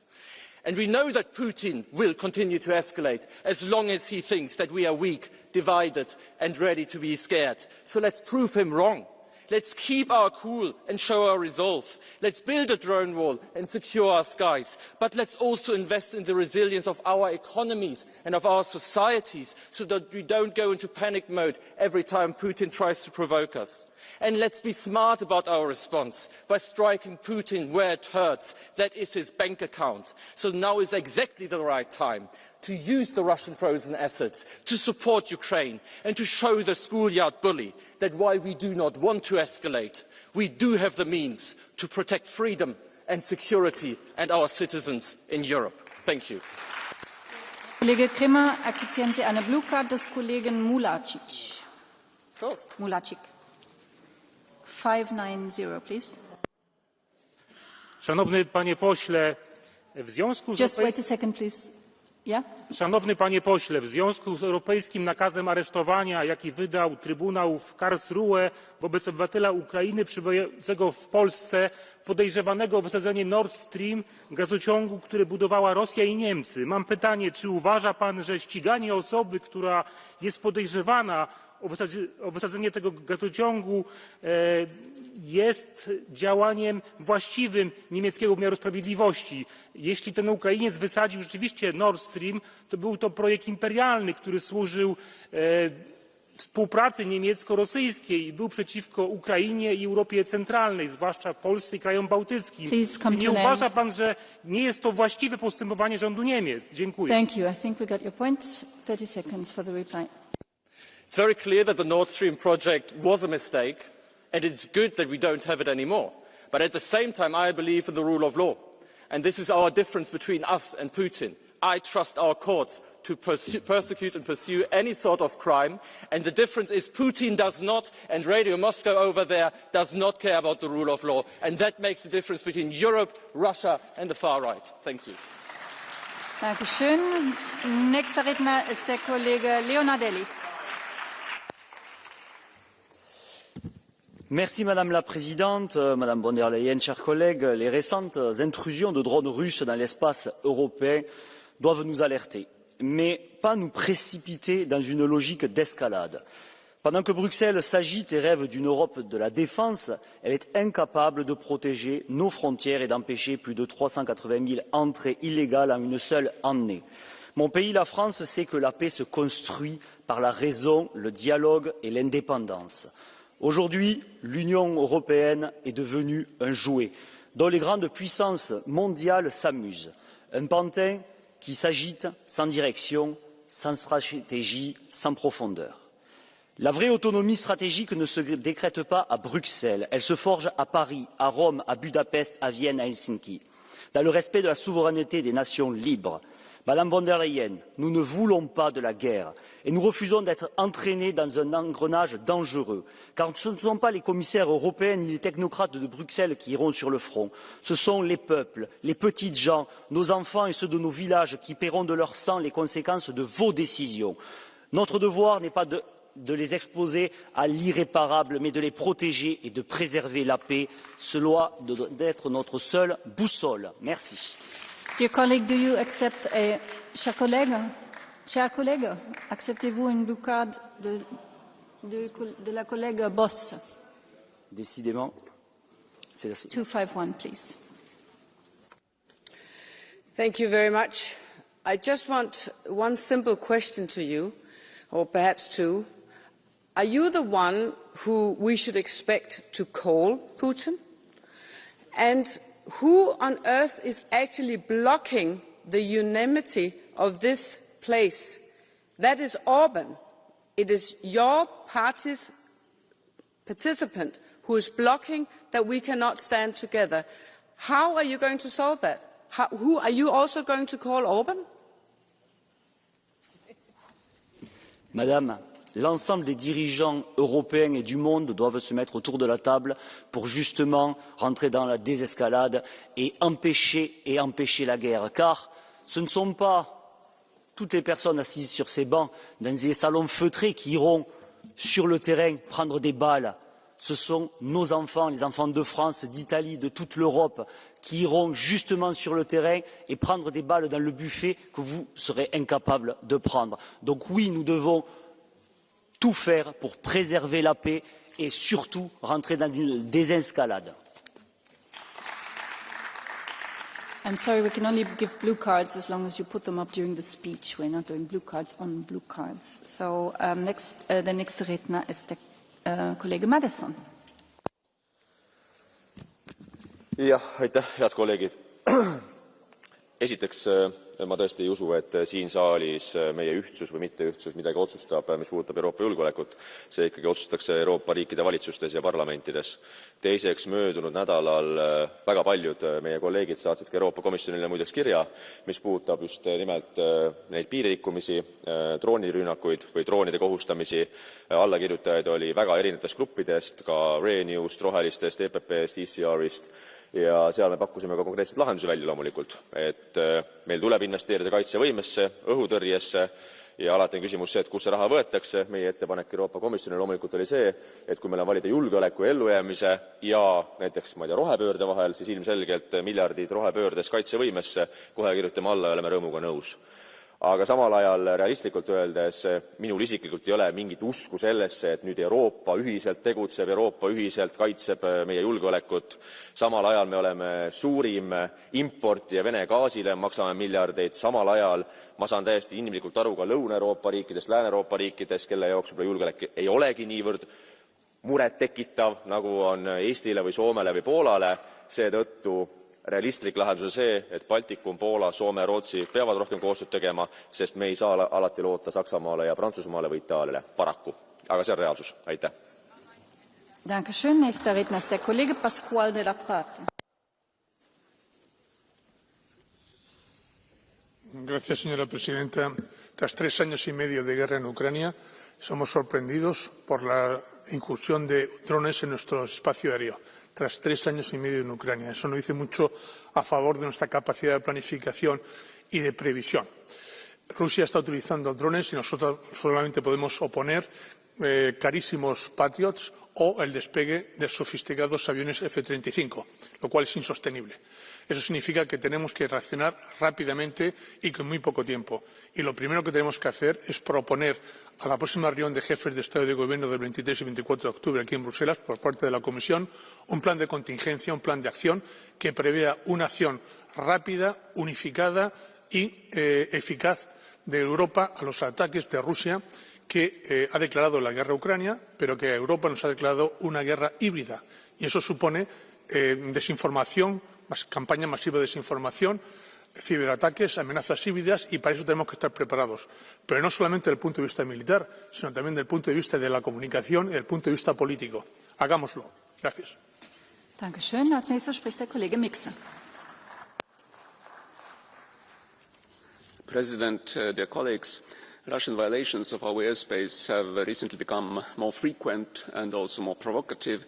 It's clear that Putin is trying to seek out our vulnerabilities, test our resolve and unity, and create confusion and a sense of vulnerability among our citizens. Our response must be united and resolute. Let me make three brief points. First, when it comes to incursions by manned military aircraft, we do have, both nationally and through NATO alliance, most of the procedures and protocols in place to deal with these situations.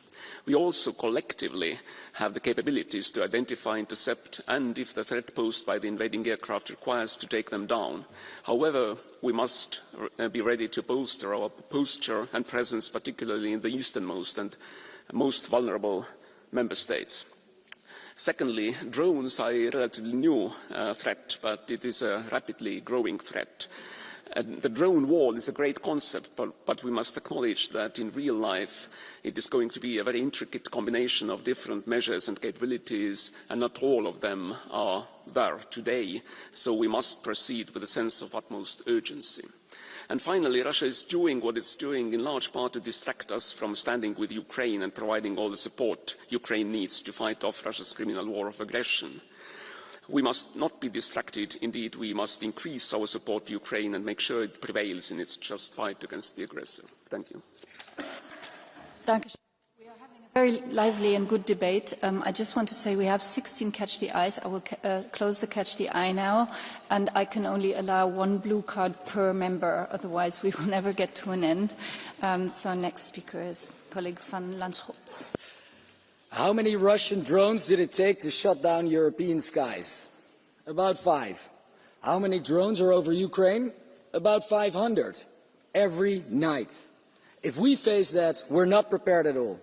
Ukraine learned the hard way how to defend itself against drones, and they understand. You should not shoot down a cheap drone with €1 million missile. Their technology is cutting edge, and Ukrainian instructors are in the EU right now training European soldiers. Putin exploits our weakness and depletes our air defense on his terms. We've let a war criminal drag us into a boxing match and made him the referee. But if we stop being afraid to act, we can respond on our terms. Protect our skies, build the drone wall, stop buying Russian gas, give all the frozen Russian assets, and set up a no-fly zone in western Ukraine. Colleagues, Ukraine is helping us, but we don't say thank you enough. So let me say it, Mr. Zelensky, thank you. And let's back our gratitude up with actions. Dankeschön. Als nächstes spricht die Kollegin Dupont.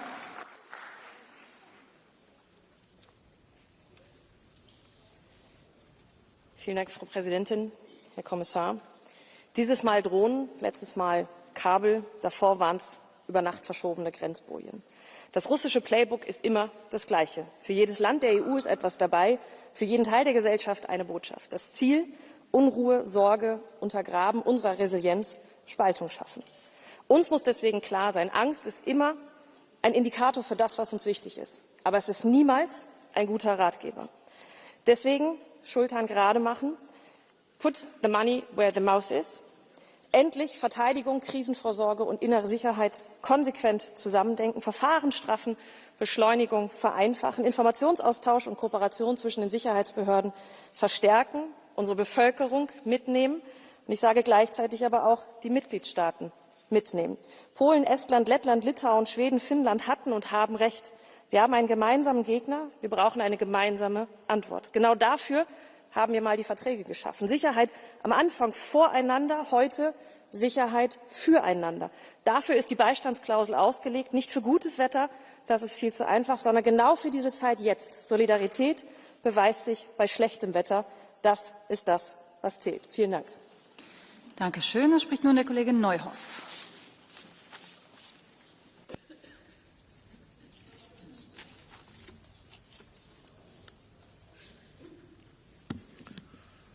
Kolleginnen und Kollegen, die gefährlichsten Drohnen kreisen nicht am Himmel über Polen, Frankfurt oder Kopenhagen, sondern in unseren Köpfen. Der hier vorgelegte Aufruf der schwarz-grünen Glaubenskrieger zur gemeinsamen Reaktion, zum heiligen Kampf gegen Russland ist dafür das erschreckendste Beispiel. Was sie uns zumuten, ist ein Sammelsurium aus unbewiesenen Behauptungen und wilden Spekulationen. Die über Polen abgeschossenen Drohnen waren unbekannter Herkunft. Russland bot Konsultationen an, Belarus den Austausch von Radardaten, Polen ignorierte beides. Interesse an Aufklärung, und genau das wäre das Gebot der Stunde, besteht hier offenbar nicht. Kolleginnen und Kollegen, die französische Luftwaffe hat bei den Olympischen Spielen letztes Jahr durchschnittlich 6 Drohnen pro Tag im Raum Paris vom Himmel geholt. Warum bitte holt man die Drohnen nicht auch in Frankfurt und München herunter? Fürchtet man vielleicht das Untersuchungsergebnis? Geht es in Wahrheit vielleicht darum, den Bevölkerungen der EU-Staaten Angst zu machen? Geht es darum, die notorische Uneinigkeit der EU-Staaten zu überwinden durch ein sorgsam gepflegtes Feindbild? Geht es darum, Zustimmung zu organisieren für die gewaltigen Aufrüstungspläne der EU, Herr Kubilius? Meine Damen und Herren, für Luftraumverletzungen gibt es eingeführte internationale Standards und Prozeduren. Und selbstverständlich müssen Drohnen unbekannter Herkunft über kritischer Infrastruktur abgeschossen werden. Abgeschossen werden müssen aber vor allem die Drohnen in den Köpfen der verrückt gewordenen EU-Eliten. Man muss am Ende dankbar sein, dass dieses Parlament keine operativen Befehle erteilen kann, denn sonst wären wir längst im Dritten Weltkrieg. Ich sage noch einmal, ich kann leider keine Blue Cards für Personen geben, die schon eine hatten, weil wir noch so viel Catch the Eyes nachher haben. Nächster Redner ist der Kollege Sinkiewicz. Szanowni Państwo, od lat Rosja prowadzi działania wobec Zachodu, które nie przypominają tradycyjnej wojny. Zamiast czołgów i bomb używa sabotażu, dezinformacji, prowokacji. Podczas kiedy my się zastanawiamy, czy Putin kiedyś uderzy w państwa Unii, on to już robi, tylko w inny sposób. Wojna hybrydowa polega na przesuwaniu granic tego, co uważamy za dopuszczalne, krok po kroku. Jeśli nie powiemy dość, przeciwnik osiągnie swoje cele bez jednego wystrzału, siejąc chaos i strach. Istota problemu nie dotyczy działań stricte militarnych, lecz skutecznej obronie w sferze wojny bez wojny, a to właśnie jest istotą działań Rosji. Musimy jasno powiedzieć dość i wyznaczyć linie, których przekroczenie spotka się z naszą odpowiedzią. Na tym posiedzeniu, mam nadzieję, podejmiemy rezolucję Parlamentu w tej sprawie. Pada tam propozycja wyznaczenia takich linii. Bez tego, pani przewodnicząca, nadal zachęcamy agresora. Dankeschön. Nächste Rednerin ist die Kollegin Fritzon. Tack, fru talman. Ja, hoten mot Europa ökar. Vi ser drönare över mitt grannland Danmark. Vi ser ryska stridsflyg över Baltikum. Det är helt oacceptabelt. Och precis därför tog jag tillsammans med mina nordiska kollegor initiativ till den här debatten. Vi måste skicka en tydlig signal till Putin att vi står enade, att vi står upp för våra länder och våra gränser och att vi inte accepterar några former av kränkningar. För Sverige, mitt land, är drönarhoten också på riktigt. Gotland ligger ju bara 30 mil från ryska Kaliningrad. Och vårt läge i Östersjön gör att vi också är en frontstat. Och därför måste vi och Sveriges statsminister visa ledarskap, precis som Danmarks statsminister Mette Frederiksen gör. Vi måste stå upp för att vi skapar en europeisk drönarmur och vi måste göra det nu. Tack. Dankeschön. Als nächster spricht die Kollegin Furet.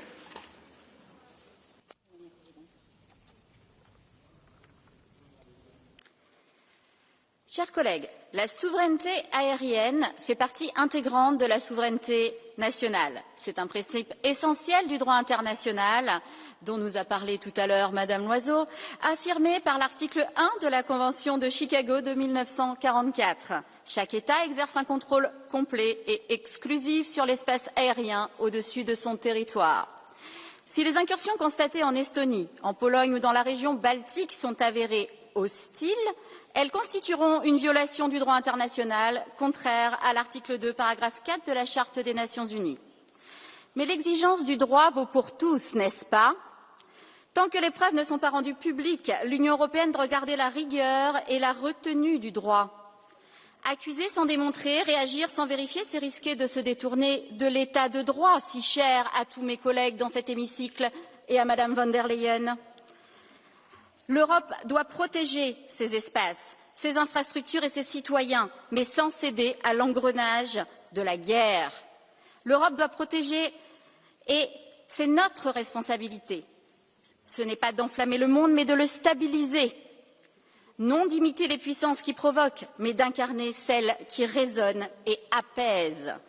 La fermeté n'exclut pas la lucidité, et la lucidité, aujourd'hui, c'est de défendre notre sécurité dans le respect scrupuleux du droit international. Je vous remercie. Collègue Furet, est-ce que vous acceptez une blue card de Madame Loiseau? Bien évidemment. S'il vous plaît. 9.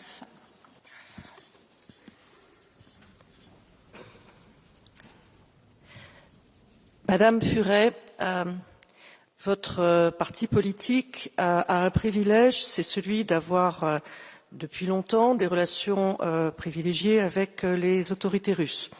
De nombreux déplacements, de nombreuses relations financières fait que vous avez leur numéro de téléphone. Alors si vous pensez que l'apaisement est utile, apaisement qui est un drôle de mot si on connaît un peu son histoire, je vous engage à appeler les autorités russes et à leur demander de cesser les provocations continues contre nos pays, qu'il s'agisse de cyberattaques, de sabotage, de survol d'avions de chasse russes.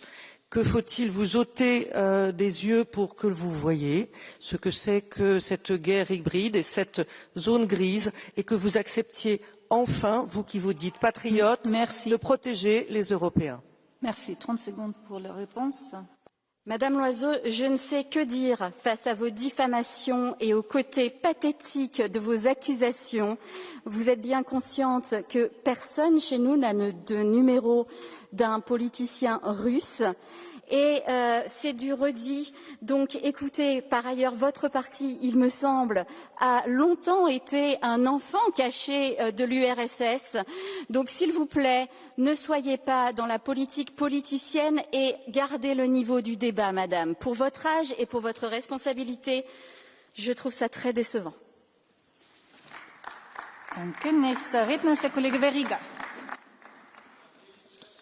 President, colleagues, Russia is continuously testing Europe's preparedness by sending drones or violating airspace by fighter jets. And what do Russia see? That we are trying to fight back ineffectively by very expensive air defence systems. Only now we start to talk about building drone defence systems. This is far too late and we have to rush. When attempts to destroy critical infrastructure in the Baltic Sea started, there was fear to react. The detention of Shadow Fleet tanker finally demonstrated that the EU countries react not only by words. Now we have Russian fighters violating EU and NATO airspace. There are examples of the NATO members who demonstrated that they take it seriously. This time might come to EU countries also. What needs to be done today? if the airspace will become unsafe, this will become not just a matter of security, but also will seriously affect the economy. Defence would be cheaper. Stay consistent with sanctions against Russia and finally stop financing Russia's war machine. And last but not least, to provide needed financial and other support to eastern border countries for the development of airspace defence systems. Thank you. Dankeschön. Als nächstes spricht der Kollege Terras. Thank you, Madam Vice President. Dear colleagues, there is no doubt that Russia is already waging war against Europe. The measures that they use to test us are all part of the Russian toolbox. We have witnessed an increasing number of airspace violations by Russian drones and military aircraft recently.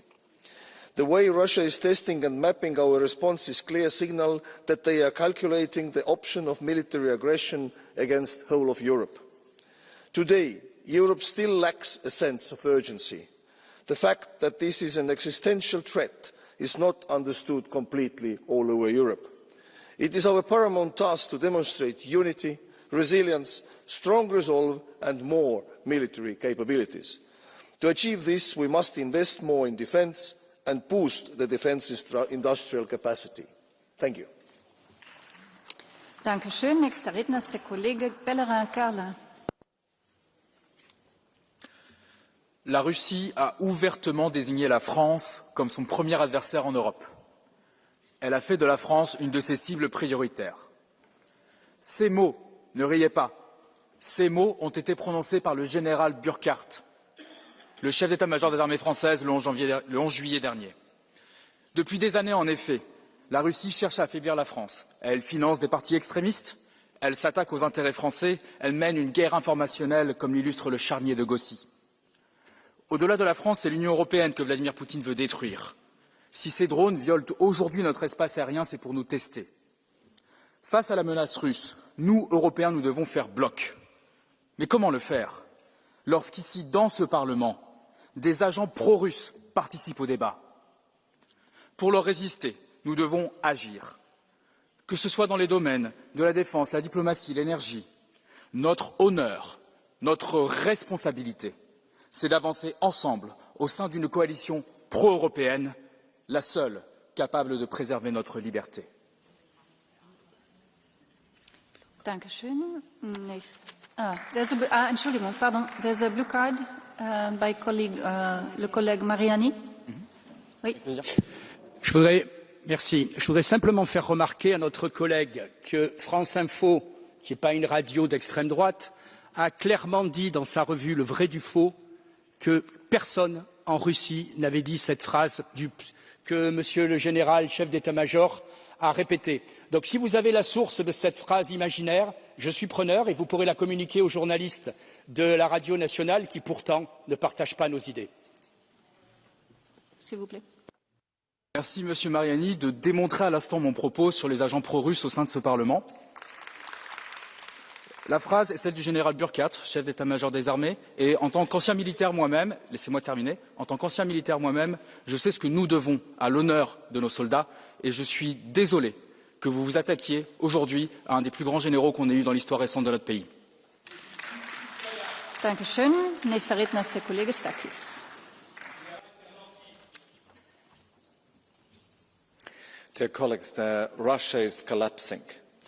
Over 1 million soldiers dead or wounded. More than 11,000 armoured vehicles, tanks has been destroyed and billions of euros lost. So war spending now consumes almost 40% of the state budget. And yet, after 3.5 years, Russia still has no victory in sight. That's why Kremlin has changed its tactics.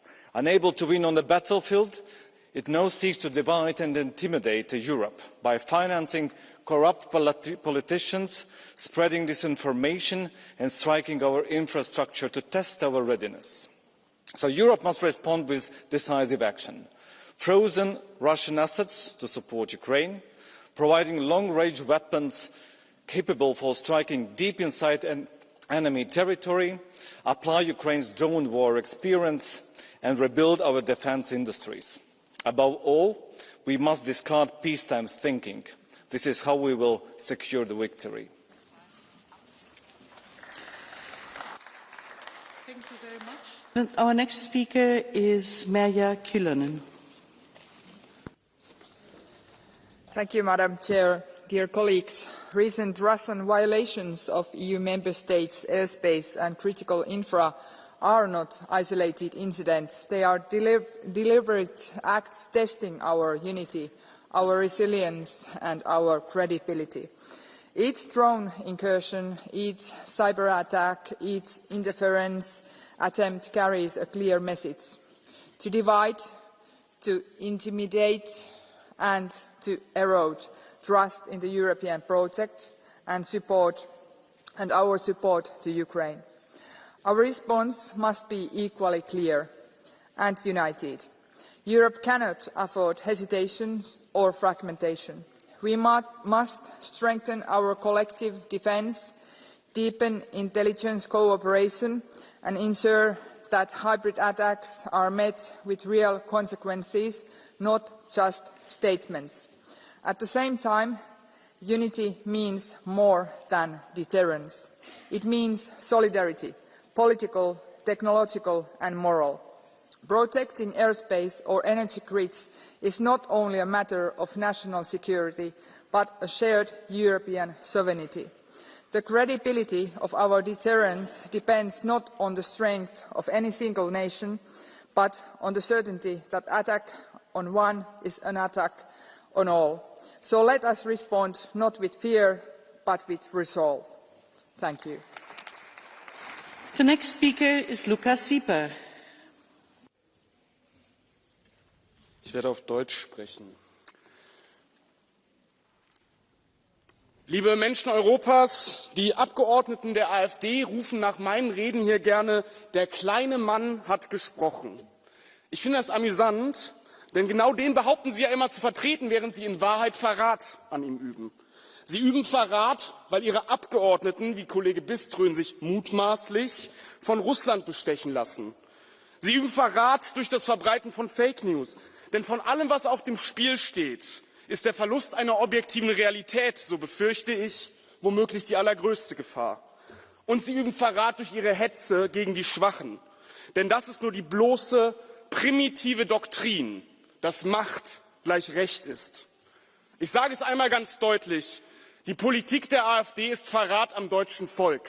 Die Politik der ESN ist Verrat an den Völkern Europas. Der kleine Mann hat gesprochen. Die nächste Rednerin, the next speaker, is Sandra Kalniete. Kolēģi, komisāra kungs, Baltijas jūras reģionā strauji pieaug Krievijas hibrīdu uzbrukumu skaits jūrā, gaisā un uz zemes. Krievija pārbauda mūsu reakciju, izlūko un mēģina izraisīt bailes sabiedrībā, lai mazinātos atbalsts Ukrainai. Mums ir jārada tādas gaisa aizsardzības spējas, kas Krieviju atturētu no drona desanta lidināšanas Eiropas gaisa telpā. Mums ir jāmācās no Ukrainas, kur ir attīstījusi tehnoloģijas un katru nakti veiksmīgi notriec Krievijas dronu simtus. Eiropas valstu kopīgais uzdevums ir ātri apgūt Ukrainā gūtās mācības, testēt, ražot, inovēt un ātri integrēt gaisa aizsardzībā gan uzbrukuma aizsardzības un pārtvērēja dronus, gan elektronisko karadarbību ar pozicionēšanas sistēmām un citām kritiskām spējām. Eiropas neatliekamais uzdevums ir kopīgi veidot un finansēt dronu sienu, jo Eiropas Savienības austrumu robeža ir robeža ar Krieviju. Tai jābūt drošai. Thank you. The next speaker is Thijs Ruiten. Thank you, President. Testing us must not be a consequence-free exercise. Russia's hybrid war is not only probing our defences, it's also testing our political resolve. And we cannot assume any incursion is accidental. Russia wants us to doubt its intentions.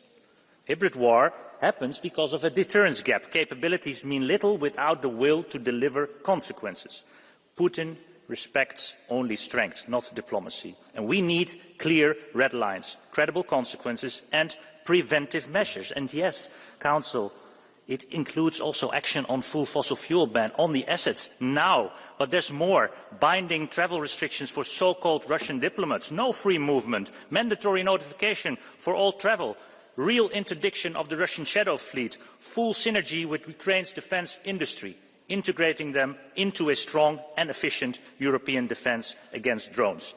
And our best prevention, ensuring Russia is occupied elsewhere, because we have finally provided sufficient military support to Ukraine. Thank you.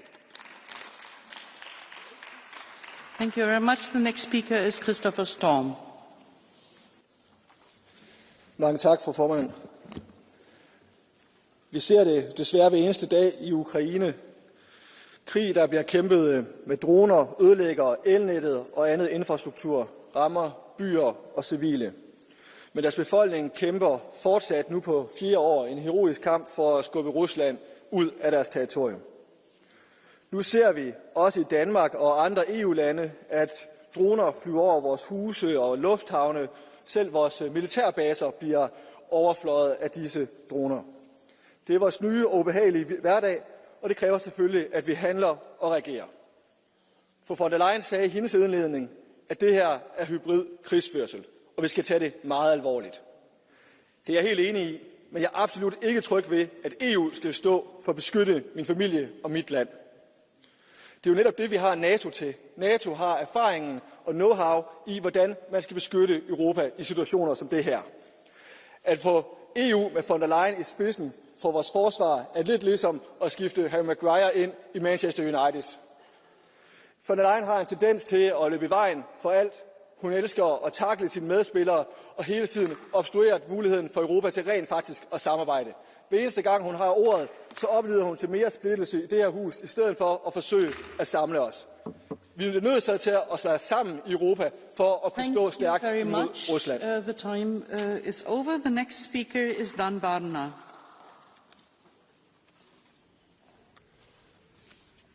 Doamnă președintă, doamnă ministru, vă vorbesc astăzi nu în calitate de europarlamentar, ci în aceea de cetățean român preocupat de viitorul Europei. În ultimele săptămâni, spațiul aerian al țării mele și al statelor de pe flancul estic, practic spațiul Uniunii Europene și al NATO, a fost violat în mod repetat de dronele Federației Ruse. Și trebuie să spunem limpede, acestea nu au fost și nu sunt accidente. Sunt acțiuni și provocări deliberate, calculate pentru a ne testa hotărârea și capacitatea de reacție. Dronele nu mai sunt astăzi o fantezie IT, un feature din jocul video Counter-Strike. Sunt foarte reale. Sunt drone care ne încalcă suveranitatea și sunt o amenințare directă la adresa siguranței cetățenilor noștri și un atac la stabilitatea întregii regiuni a Mării Negre. Rusia demonstrează din nou că este o amenințare foarte actuală și foarte concretă la adresa păcii pe continentul nostru. Pasivitatea naiv-optimistă nu mai este o opțiune. Salutăm răspunsul rapid al aliaților noștri prin lansarea misiunii NATO Eastern Sentry. E un semnal clar de unitate și solidaritate, dar noi trebuie să facem mai mult ca Uniune Europeană. Trebuie să accelerăm finanțarea și implementarea unui zid de drone european, folosind programele noastre comune de apărare, pentru a dezvolta tehnologii capabile să neutralizeze această foarte reală amenințare asimetrică. România se află printre țările din prima linie, dar această frontieră este a întregii Europe. Acum este momentul să arătăm că solidaritatea noastră nu este doar declarativă, ci este un scut eficient și impenetrabil. Trebuie să acționăm împreună cu fermitate pentru a ne proteja fiecare centimetru din teritoriul european. Vă mulțumesc. The next speaker is Ioan Rareș-Bogdan.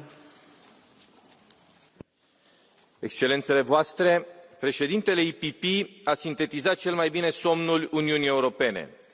Trebuie să ne testeze Putin ca să reacționăm. Altfel spus, haideți odată. Firește că Manfred nu este din Transilvania. De acolo este Avram Iancu, erou al luptei de emancipare a românilor, care a ținut cel mai scurt discurs al tuturor timpurilor. No gata, no hai. În engleză, so done, so come on. Știți care este paradoxul? Deși secolul trecut am învățat cum arată mentalul unui dictator, noi europenii pare că n-am reținut nimic. Ce mai trebuie să facă Putin? Să vină cu tancul în Grand Place sau în Place de la Concorde? Să-și cumpere o gofră sau un croissant? Și noi să-l întrebăm dacă nu vrea și un pahar de șampanie? Dacă bogații pot fugi din calea dronelor la Saint Moritz, Marbella sau Porto Cervo, agricultorii din România, Polonia, Danemarca și țările Baltice n-au cum, nici copiii lor. Le spun ceva și celor care critică investițiile în apărare. Cum ar fi să stai la soare, obosit după o zi la câmp, cu burta plină, ascultând Odă bucuria lui Beethoven și în secunda următoare o rachetă să-ți culeagă tot porumbul? Dar ce zic eu tot porumbul? Tot satul, cu biserică și școală cu tot. Europa trebuie să se trezească și să investească rapid în capacitatea sa de apărare. Europa trebuie să aibă curaj să nu dea speranță autocraților și dictatorilor. Parcă trăim în Europa anilor 1936-38, dar ne lipsește Churchill. Thank you very much. There is a blue card from Mr. Grazoulis. Do you accept that, Mr. Bogdan? No. Okay, then we come to the next speaker. That's Lucia Annunziata.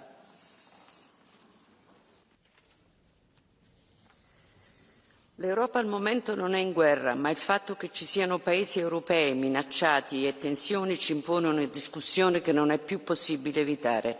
La guerra è cambiata e i droni sono il simbolo di questo cambiamento, il passaggio dall'era dell'acciaio a quella del web che pone nuovi pericoli rispetto a cui l'Europa è completamente impreparata. Dobbiamo prenderne atto. Serve un'Europa capace di difendersi al suo esterno, ma non con un riarmo generalizzato. È possibile una nuova difesa e sta a noi definirla. Una difesa integrata e coordinata, che non sia strumento di offesa della libertà dei popoli. Finisco qui richiamando l'articolo forse più importante della Costituzione italiana, l'articolo 11, che rifiuta la guerra, ma che al contempo considera anche parte della Costituzione inalienabile la difesa del Paese e dei cittadini. The next speaker is Alexander Vondra. Thank you. Ladies and gentlemen, I think 2 points I see as critical here.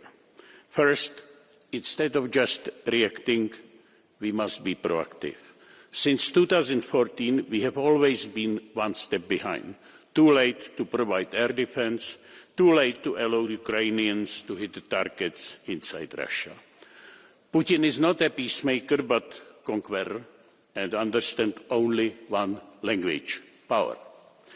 Secondly, it is the national governments that must do their part first by raising defence budgets, enhancing the industrial base, strengthening the civil preparedness. But we cannot overlook the elephant in the room. Our economies, our industries are shrinking under the excessive climate regulations. If we want to succeed, this legislative moloch must be dramatically cut down. The next speaker is Peter Volgin. Уважаеми колеги, страдащите от шизофрения получават халюцинации, а страдащите от хронична русофобия халюцинират, че всеки непознат предмет, който се изпречи на пътя им, бил той детската играчка лабубу или дрон, задължително е произведен в Русия. Болните от антируска истерия са убедени, че лично Путин, застанал на терасата в Кремъл, изпраща дронове в Западна Европа с цел да разруши хармоничното европейско съществуване. И докато Брюксел, Берлин, Париж, Лондон затъват в собствените си антируски фантасмагории, истинските проблеми на Европа се задълбочават. Нормалните европейци обедняват все повече, незаконната емиграция се разраства, а ислямският тероризъм взима още и още жертви. Докато британският премиер Стармър се готви да воюва с Русия, в британския град Манчестър беше извършен ислямистки терористичен акт, при който имаше убити. Това, за жалост, е логичният резултат от действията на все по-откъснатия от реалността европейски елит. Тотално обсебен от въображаеми заплахи, този елит не осъзнава, че именно неговите налудни действия са най-голямата заплаха за Европа. Благодаря. The next speaker is Pekka Toveri. Thank you, Madam Vice President, dear colleagues. Even after these recent violations by Russia, some people say that we are not in war with Russia. And this is true. However, Russia is in war with us, and this is not me saying this, it's Putin himself saying so. Russia has waged a hybrid war against us, and it has prepared for conventional attack against us for over 15 years, constantly increasing its effort to destabilize us. And those who suspect the GPS jamming coming from Russia, welcome to Finland. We can show it. And why would they stop when there is no attribution, no prize, just reward for its actions against us? In stopping Russian attacks, drone wall is good, but attribution is better. Russia won't stop before it pays for its crimes. So let's put that price to Russia. Let's stop the shadow fleet for good. Let's take the Russian frozen assets to support Ukraine. Let's increase sanctions also to the third countries supporting Russia.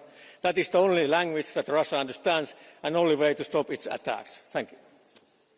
Thank you very much. The next speaker is Joanna Scheuring-Wielgus. Pani Przewodnicząca, Pani Komisarz, zawsze jak rozmawiamy o Rosji, po tej stronie sali, jak grzyby po deszczu, wyrastają agenci Putina. Ja już naprawdę nie wiem, jak prościej można to powiedzieć. Rosja jest agresorem, Putin jest zagrożeniem. Ale nie mówię tylko tutaj o ataku dronów czy samolotów nad przestrzenią powietrzną Europy. Skupmy się również na tym, co się dzieje w przestrzeni internetowej. Polska jest jednym z najbardziej atakowanych krajem w Unii Europejskiej. W zeszłym roku przeszło 100 tysięcy ataków w cyberprzestrzeni. Do teraz, do października, już 170 tysięcy ataków w cyberprzestrzeni, a zeszłego dnia 2330. To są fakty, to nie są mrzonki. Jeżeli Państwo tego nie widzicie, to się obudźcie, bo działacie na korzyść Putina, a nie na korzyść naszego bezpieczeństwa. There is a blue card from Mr. Grazoulis. Do you accept that? There is a blue card from Mr. Grazoulis. Do you accept it? Yes, then. Please, Mr. Grazoulis, 30 seconds. Gerbiama pranešėja, noriu paklausti kaip valdančios daugumos atstovės. Europos Sąjunga tik kalba, bet nelabai kokių konkrečių veiksmų imasi. Štai pastaruoju metu Lietuva, mano šalis, yra NATO šalis. Įskrenda dronai, krašto apsaugos ministrė sako, kad čia nebuvo dronai, o žvirblių būrys. Bet po 2 savaičių randa dronus kariniam poligone. Dabar prieš porą dienų įskrenda oro balionai. Sako, neturim ko numušti. Tai pasakau, imkit lanką, strėlę ir numuškit. Ir taip tiesiog gėda prieš visą Europą ir pasaulį. Kada imsis rimtų sprendimų Europos Sąjunga? Tai uždaviau. To wstyd i hańba, że siedzi Pan tutaj na tej sali i opowiada takie głupoty. Nie siedział Pan tutaj wcześniej, nie widziałam Pana. Jasno i wyraźnie było powiedziane, na co idą teraz pieniądze i jak wygląda bezpieczeństwo. Nie widział Pan, jak Europa się zjednoczyła w momencie, kiedy był atak dronów nad Polską? Jest Pan ślepy? Nie widzi Pan tego? Ja wręcz uważam, że jest Pan agentem Putina i Pan nie chce tego zobaczyć i Pan nie chce tego zauważyć. The next speaker is Thierry Mariani. Quand les violations de l'espace aérien sont clairement identifiées, alors oui, elles sont inadmissibles. Mais le courage réside aussi dans le fait d'appliquer cette indignation à toutes les violations, et pas seulement à celles qui vous arrangent.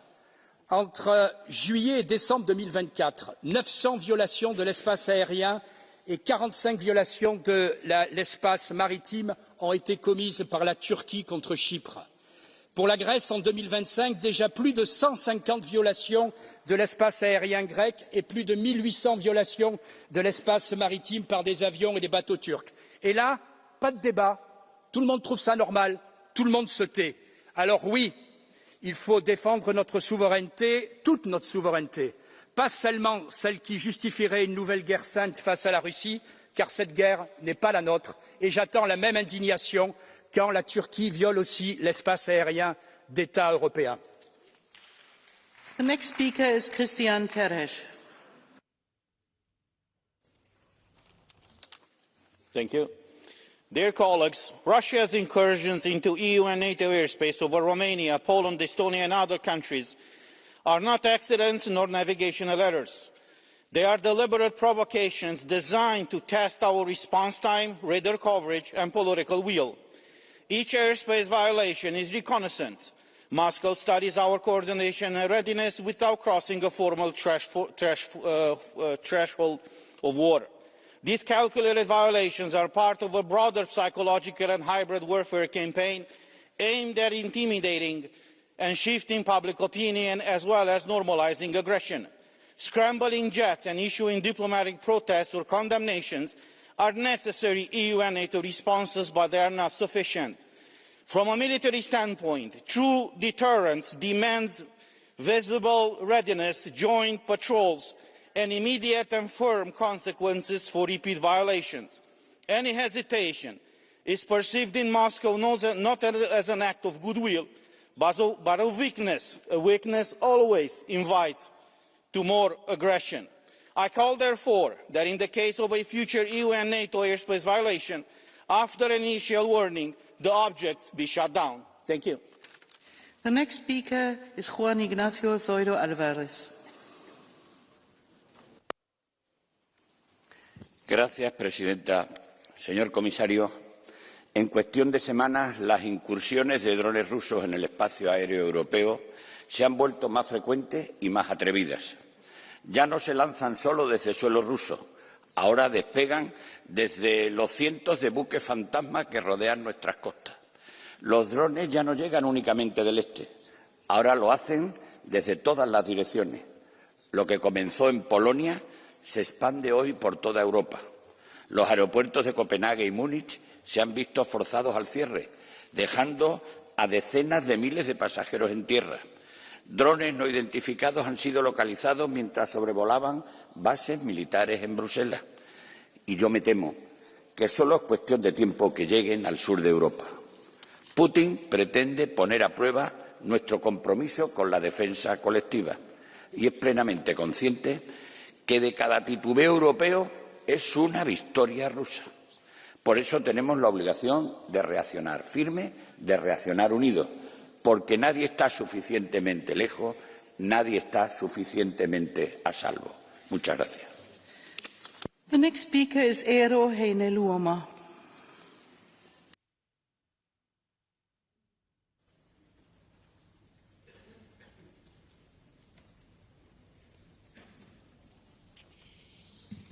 Euroopan unioni elää historiansa vaarallisinta aikaa.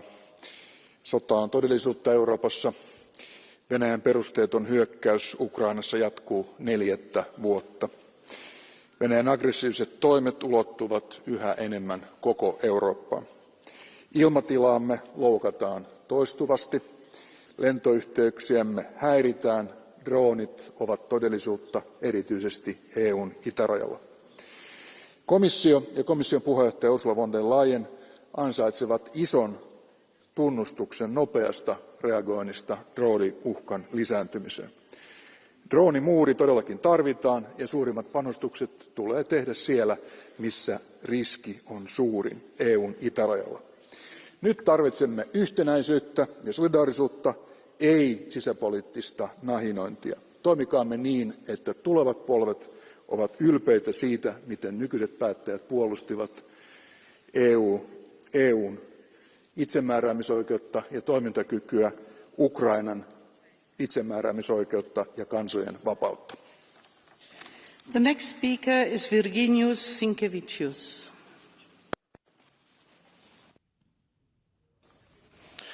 Gerbiamas komisarė, ministrė, gerbiami kolegos. Kiekviena mūsų tylos minutė, kiekviena abejonė tai yra atviras kvietimas Rusijai, Putinui testuoti mūsų gynybos pajėgumus, testuoti mūsų vienybę.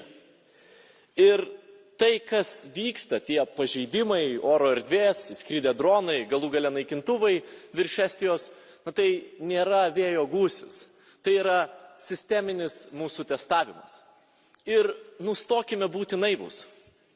Kalbėtis galima su bet kuo, kalbėtis galima ir su nusikaltėliais, bet klausimas, kaip mes norime kalbėtis. Ar mes norime, kad Europa kalbėtųsi ant kelių, ko siekia būtent ši pusė parlamento, ar vis dėlto mes norime kalbėtis su nusikaltėliu Hagoje. Ir tai yra esminis klausimas. Ir šiandien mes turime veikti. Europa privalo užsidaryti savo dangų, Europa privalo atkurti savo gynybos architektūrą, ne popierinę, o realią. Nelaukti rytojaus, o tai daryti šiandien. The next speaker is Salvatore De Meo. Grazie Presidente. Le violazioni dello spazio aereo e delle infrastrutture critiche degli Stati membri sono episodi che hanno messo a dura prova la sicurezza europea. Sono dei veri e propri test di resistenza politica e militare che mirano a misurarne la vulnerabilità e la capacità di reazione.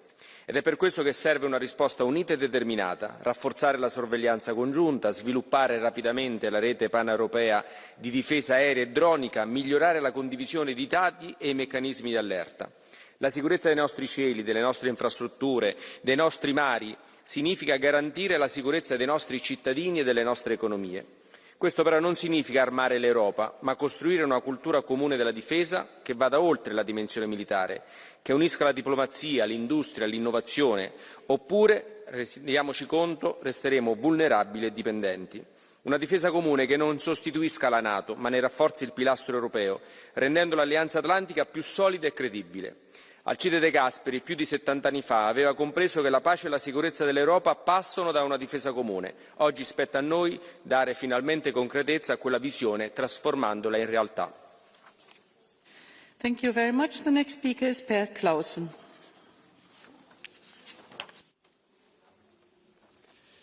Når luftfart og kritisk infrastruktur i flere EU-lande er blevet forstyrret af uidentificerede droner og cyberangreb, så viser det én ting for mig. EU og mit eget land, Danmark, er ikke klar til at imødegå de reelle trusler, vi står overfor. Det er der flere grunde til. En af dem er, at man har været mere fokuseret på konkurrenceevne og deregulering og blind oprustning, end på at løse de reelle problemer. Europa står jo lige nu reelt over for 3 store trusler, som alle angriber vores sikkerhed. Det er klimakrisen, det er en voksende social ulighed og fattigdom, der underminerer vores sammenhængskraft, og så er det trusler og hybridangreb fra fremmede magter. Og er vi ærlige, så betyder det jo sidst jo ikke mindst truslen fra Rusland, men også USA, som jo truer Danmark og Grønland. Og her er det vigtigt at være klare. Den såkaldte dronemur lyder måske smart, men det er næppe løsningen. Vi kan jo se, hvordan droner kan komme alle steder fra, og ikke respektere mure eller grænser. Løsningen er heller ikke at købe flere dyre amerikanske jægerfly og missiler. I stedet har vi behov for et styrket civilforsvar, styrket luftforsvar og beskyttelse af vores kritiske infrastruktur. Og for en gang for alle at stoppe den skyggeflåde, som med høj sandsynlighed bruges til at lancere en del af de droner, der har skabt os så mange problemer. Tak for ordet. The next speaker is Tom Berendsen. Collega's, Rusland test systematisch de bescherming van onze kritieke infrastructuur. Maar ook van binnenuit is er een bedreiging. Vorige week werd ik gastvrij ontvangen in de havens van Gdynia en van Gdansk in Polen. Beide havens bevinden zich binnen 100 kilometer van de Russische grens met Kaliningrad. Er zijn dagelijks zorgen over GPS-jamming, de Russische schaduwvloot, de veiligheid op de Baltische Zee en onbekende drones. Maar er is meer. Een groot deel van de haven van Gdynia, een haven van cruciaal belang voor de aanvoer van militair materieel richting de oostflank van Europa, is in handen van Hutchinson, een bedrijf onder controle van China.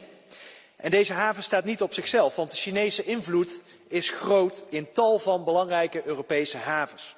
En daarom, commissaris, is de aangekondigde Europese havenstrategie van groot belang. Die moet ervoor zorgen dat we de sleutels van onze havens, de poorten naar Europa, terugkrijgen en daarmee onze kritieke infrastructuur weer gaan beschermen.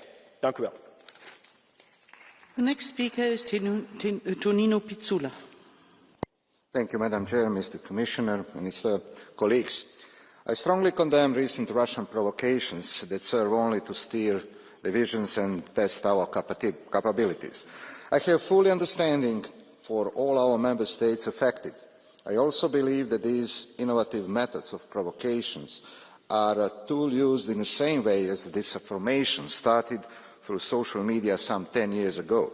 However, these incidents are also a sign of times too, times in which we, as the EU, need to stand together, being aware of our differences, but primarily taking into account many issues and aspects that keep us together.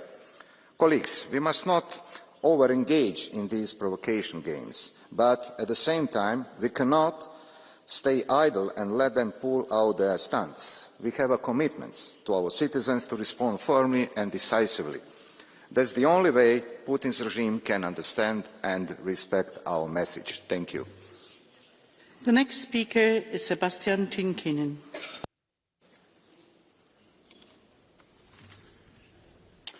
Arvoisa puhemies, Venäjä käy järjestelmällistä hybridisotaa Eurooppaa vastaan.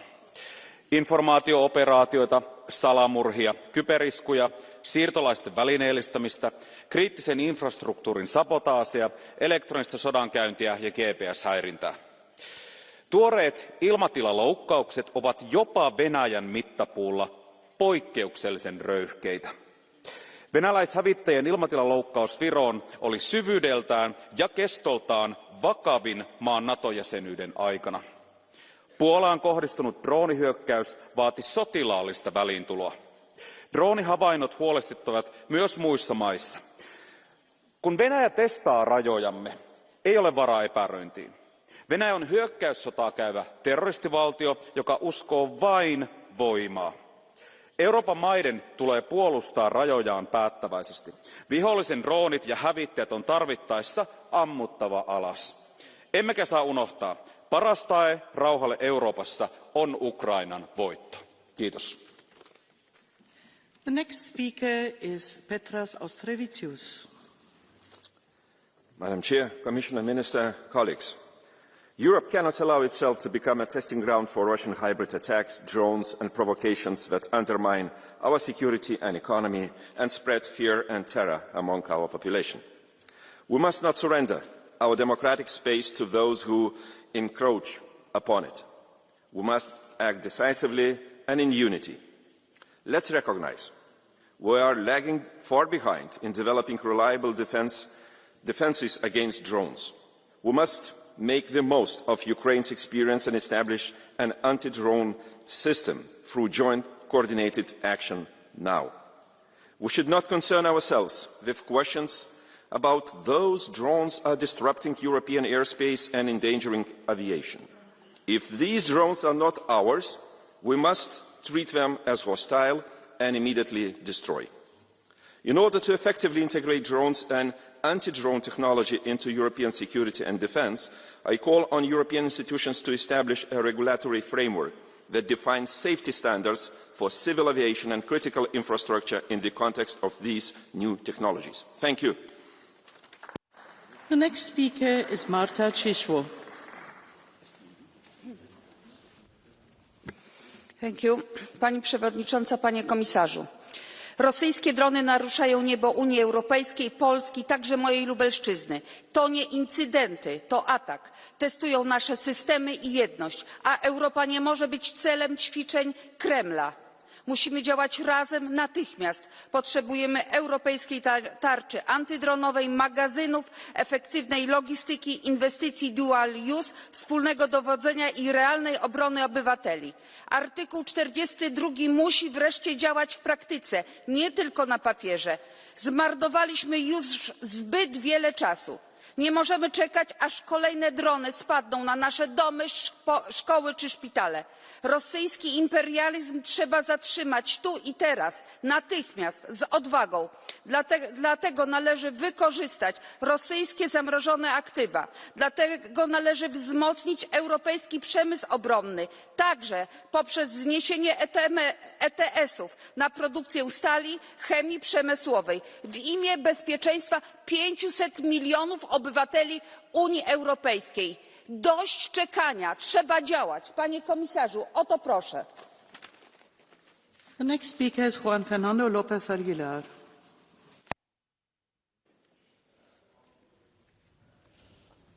Frau Präsidentin.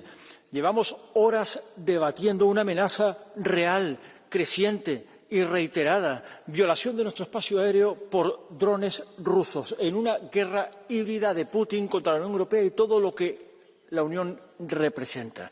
¿Y qué lecciones surgen después de haber escuchado a la presidenta von der Leyen? La primera, la unidad, claro que sí. Y la segunda, una estrategia para construir un muro europeo antidrones y un escudo europeo de defensa aérea y espacial. Pero no basta con enunciarla. Desde luego, para que sea eficaz, no puede depender del incremento de 27 esfuerzos fragmentados, de 27 presupuestos nacionales. No, es un ejemplo de libro de la necesidad de apuntar a una integración de nuestras capacidades de ciberseguridad con tecnologías sofisticadas que detecten, derriben drones hasta disuadir a Putin. Pero además debe ser creíble y esto significa que no puede perjudicar lo que la Unión Europea realmente representa. La generación de inversiones y recursos requiere recursos propios e inversiones estratégicas de la propia Unión Europea y, por tanto, no puede perjudicar ni la política social, ni de cohesión, ni la solidaridad, ni tampoco, por supuesto, ese pilar social del que depende la dignidad del trabajo y la vivienda, que tanto preocupa a los europeos. Gracias, presidenta. Thank you very much. The next speaker is Arvoisa puheenjohtaja, Venäjän kiihtyneet hybridioperaatiot ovat merkki muutoksesta. Venäjä on yhä epätoivoisempi. Se pyrkii yhä epätoivoisemmin hajottamaan meitä ja kykyämme toimia arvojemme puolesta. Vastatoimiemme on oltava määrätietoisia. Samalla kun torjumme hallitusti droonioperaatiot ja ilmatilaloukkaukset, on meidän varmistettava, että ne eivät vie meidän huomiota siltä, mitä Venäjä todella pelkää. Venäjän jäädytetyt varat on valjastettava käyttöön sotakorvauslainana Ukrainan hyväksi. Varjolaivasto on pysäytettävä vaatimalla joka alukselta riittävät vakuutukset Tanskan salmilla. Tukeamme Ukrainalle on kasvatettava niin taloudessa kuin asetoimituksissakin. Venäjän fossiilienergian tuonti on lopetettava kertaheitolla ja täyskiellolla. Se tarkoittaa yli 20 miljardin euron vuositulojen menetystä Venäjälle. Samalla Venäjän vastaisia pakotteita maailmalla on kiristettävä laajalla yhteistyöllä. Venäjän uhka siis torjutaan määrätietoisella toiminnalla ja olennaista on se, että aloite pidetään meille. The next speaker is Esther Lakos. Thank you. Tisztelt kollégák! Az uniós tagállamok légterének közelmúltbeli megsértése és a kritikus infrastruktúránk elleni támadások nem elszigetelt incidensek. Egy tudatos, koordinált orosz kampány részei, amelynek célja Európa tesztelése és gyengítése. A dezinformációs kampányokkal együtt annak a hibrid stratégiának a részei, amely biztonságunk, egységünk és demokráciánk megingatására irányul. Ez a kampány már nem rejtőzik az árnyékban. Amikor Putyin elnök nyilvánosan kijelentette, hogy a magyarok szerinte csak Orbán alatt maradhatnak magyarok, felfedte Moszkva valódi stratégiáját, az identitás kérdésével akarják megosztani az embereket. Ez már nem diplomácia, hanem nyílt külföldi beavatkozás. Azzal fenyegette a magyarokat, hogy dönteniük kell magyarságuk és európai jövőjük között. Válaszunknak ugyanolyan összehangoltnak kell lennie, mint magának a fenyegetésnek. Meg kell erősítenünk a kollektív védelmünket, például a keleti pajzsal, és ellenállóvá kell tenni a társadalmat a hibrid támadásokkal szemben, intézményétől kezdve a médián át egészen a polgárokig. Csak egységben és eltökéltséggel védhetjük meg nem csak határainkat és rendszereinket, hanem azokat a demokratikus értékeket is, amely identitásunk alapját képezik. Mrs. Lakos, there is a blue card from Mr. Andras Laszlo. Do you accept it? Yes, please.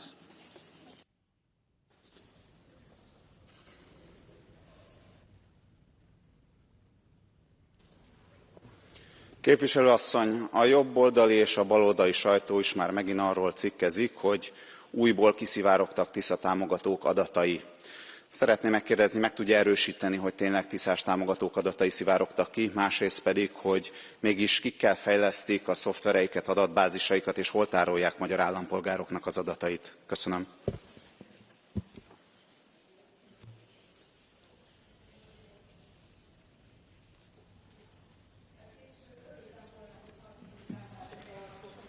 Mikrofon. képviselő, örültem volna, hogyha a hibrid támadásokról fog kérdezni, és arról, hogy Magyarországon a magyar kormány hogyan lett egyre inkább orosz barát, hogy szolgáltatta ki például az energiainfrastruktúránkat egyre inkább az orosz érdekeknek. Ön volt az, aki nemrég a beszédében megemlítette, hogy az energia ellátás diverzifikációjával... Please, Mr. Laszlo, respect. You had your speaking time and she can give her answer. Thank you very much. You had the 30 seconds and now that are the 30 seconds for the colleague. Emlékeztetni szeretném, hogy az önök kormánya, a magyar Orbán kormány volt az, aki 2021-től 24-ig 60%-ról 85%-ra emelte az orosz olajimportot. És hogyha ez az import növekedett, akkor önök miért nem diverzifikáltak? És a másik kérdésem pedig az, hogy ön azt mondta, Mrs. Lakos, also your 30 seconds are gone now, because in the catch the eye you have 30 seconds here and 30 seconds there. And please, Mr. Laszlo, respect the time. Now we come to the catch the eye, and our first speaker is Dariusz Jonski. 1 minute. Szanowna Pani Przewodnicząca, Panie Komisarzu, bardzo dziękuję za tę debatę, bo ona jest kluczowa z punktu widzenia bezpieczeństwa całej Europy.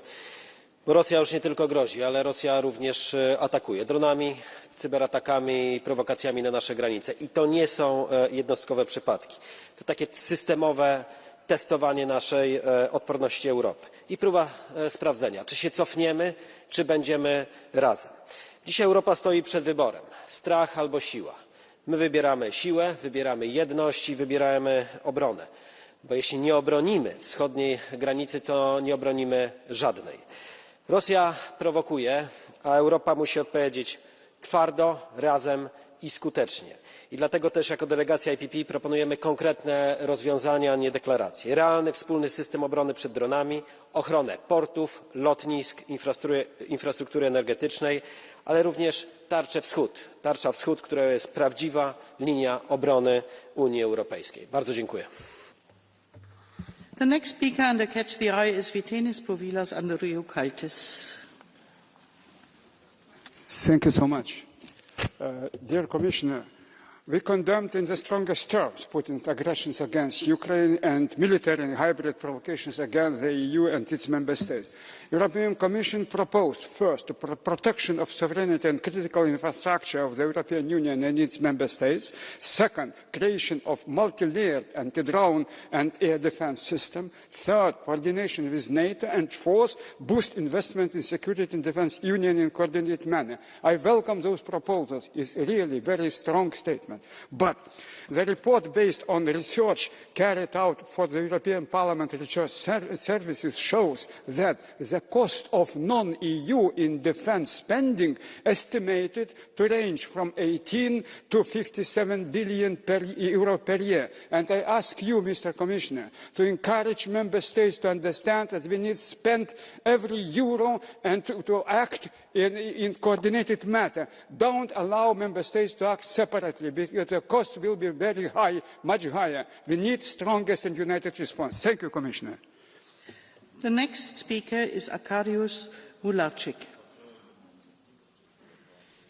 He's not there? Okay. Then we take Lubica Karawazova.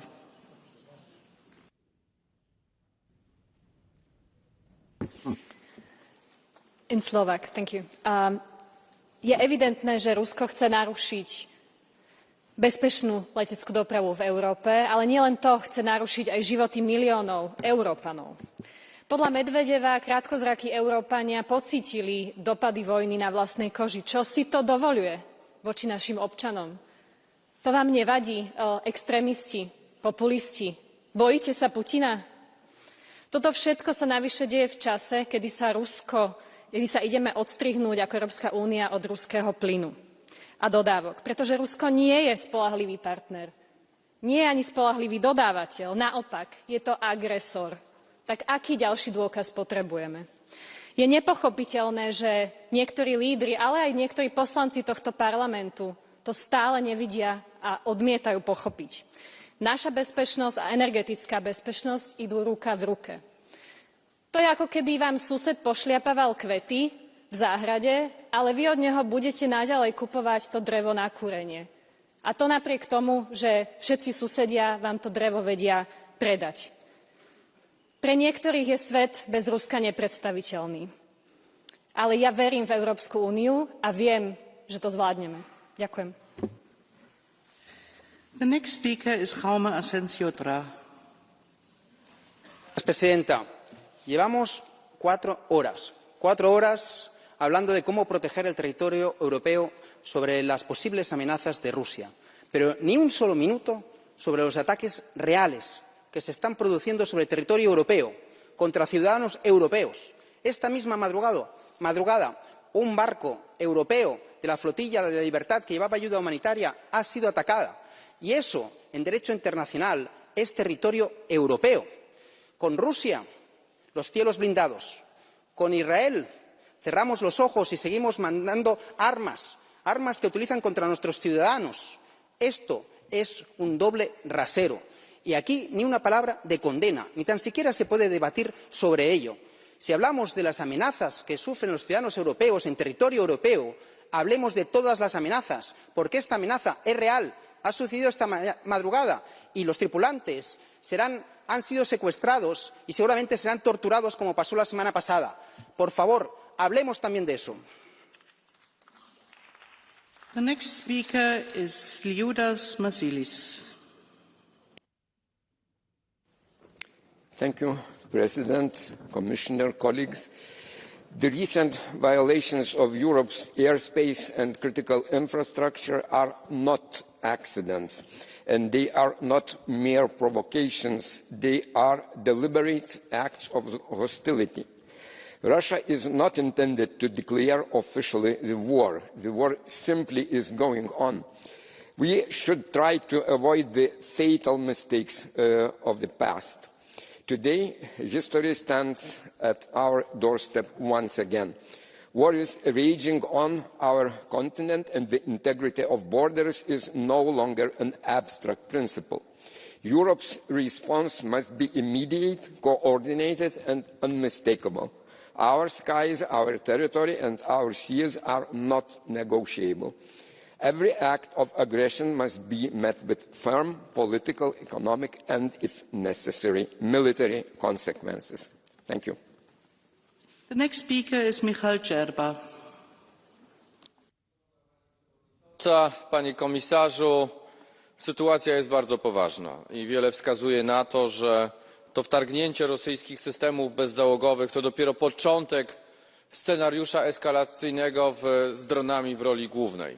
Dlatego bardzo ważne jest to, o co zabiegamy wspólnie, budowa ściany dronowej, systemów zwalczania bezzałogowców. Chcę bardzo wyraźnie powiedzieć, że w realiach wojny dronowej mamy do czynienia również z wojną technologiczną. Musimy być gotowi w każdej chwili na ulepszenie, wzmocnienie skali również produkcji. Ale nie ma co wyważać otwartych drzwi.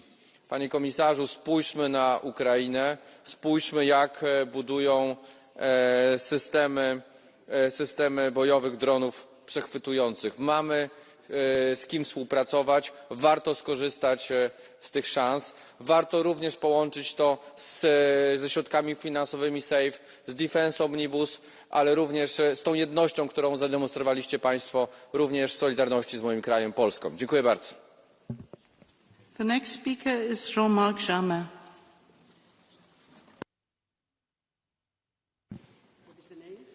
Madame la ministre, monsieur le commissaire, Belgique, Pologne, Danemark, Roumanie, les incursions de drones dans l'espace aérien de l'Union européenne se multiplient. Ils montrent à ceux qui en doutaient que la menace russe ne s'arrête pas à l'Ukraine. Toute l'Europe est menacée. L'Europe doit répondre. Et je dois dire, monsieur le commissaire, Madame la ministre, que l'échec hier du 3e trilogue sur le programme des industries de défense européenne est pathétique. La vérité me doit dire que la responsabilité ne vient pas à la Commission. Les responsables, Madame la ministre, ce sont les États membres qui refusent de mettre les moyens financiers sur la table. Nous sommes attaqués et quelle est la réponse proposée? 1,5 milliard d'euros. Autant dire rien ou presque rien. Nos ennemis se frotteront les mains si l'Europe de la défense n'est qu'un tigre de papier. Alors il est grand temps de changer de braquet. Avec mes collègues rapporteurs, nous avons ouvert toutes les pistes, comme puiser dans les 150 milliards de SAFE ou des moyens de la facilité pour la reprise post-Covid. Saisissez-les, Madame la Ministre, organisez sans délai un tour de table financier et revenez devant nous avec une ambition collective digne de ce nom. Je vous remercie. The next speaker is Elżbieta Katarzyna Lukasz-Jewska.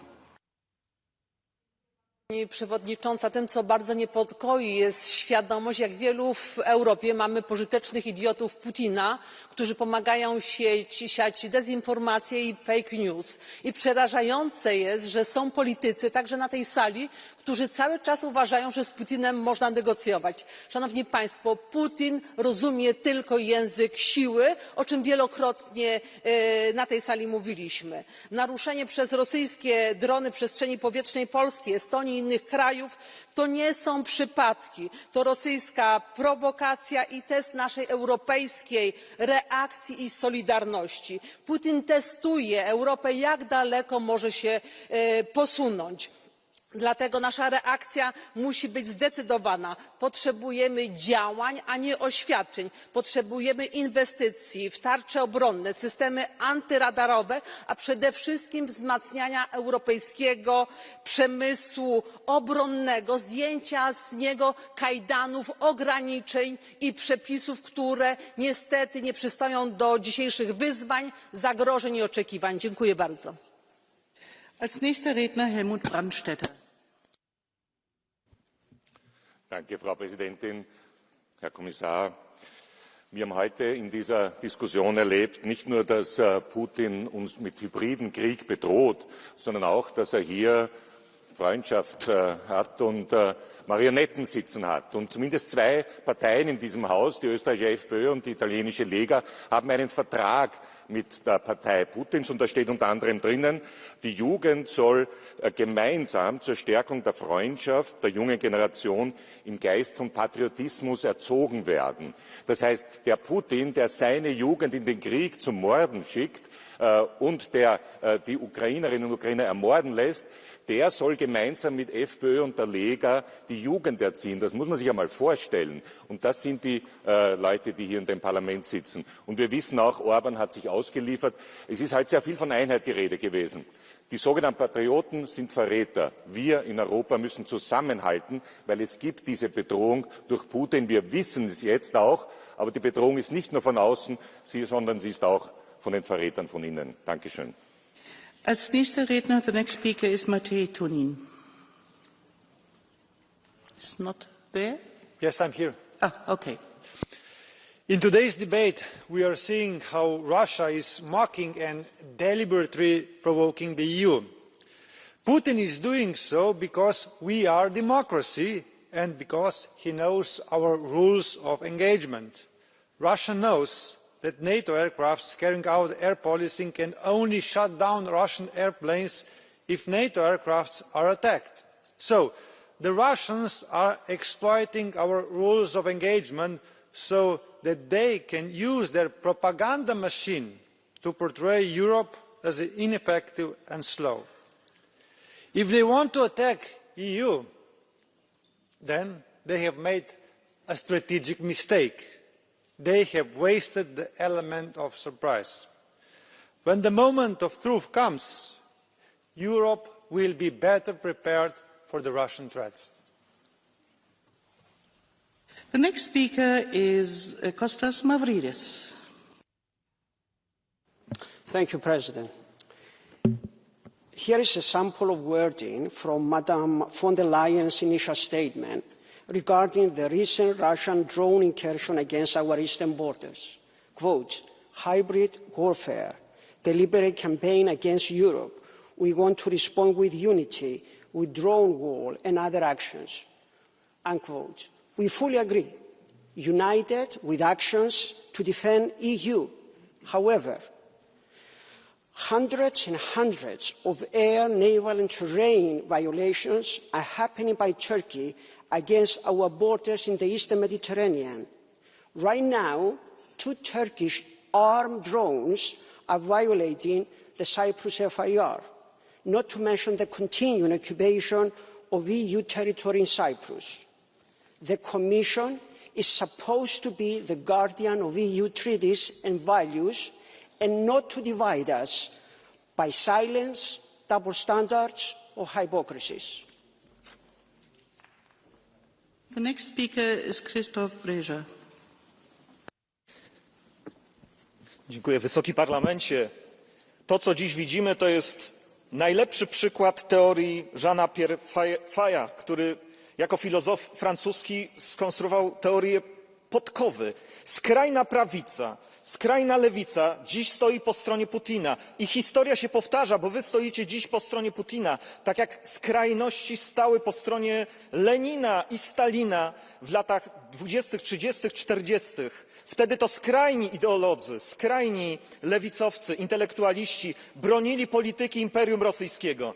Dziś wchodzicie w buty skrajnych lewicowców, skrajna prawico. Spotykacie się w jednym, roznosicie w czasie wojny kłamstwa Putina i pamiętajmy, że rosyjska agresja zawsze opierała się na sile, ale też na propagandzie. I dziś wy jesteście roznosicielami pocisków Putina, fejków, kłamstw, botów, które niszczą naszą infosferę, nasze media społecznościowe. Bądźmy tego wszyscy świadomi. Nie róbcie tego, nie stójcie po stronie Imperium Rosyjskiego. The next speaker is Anna-Maja Henriksson.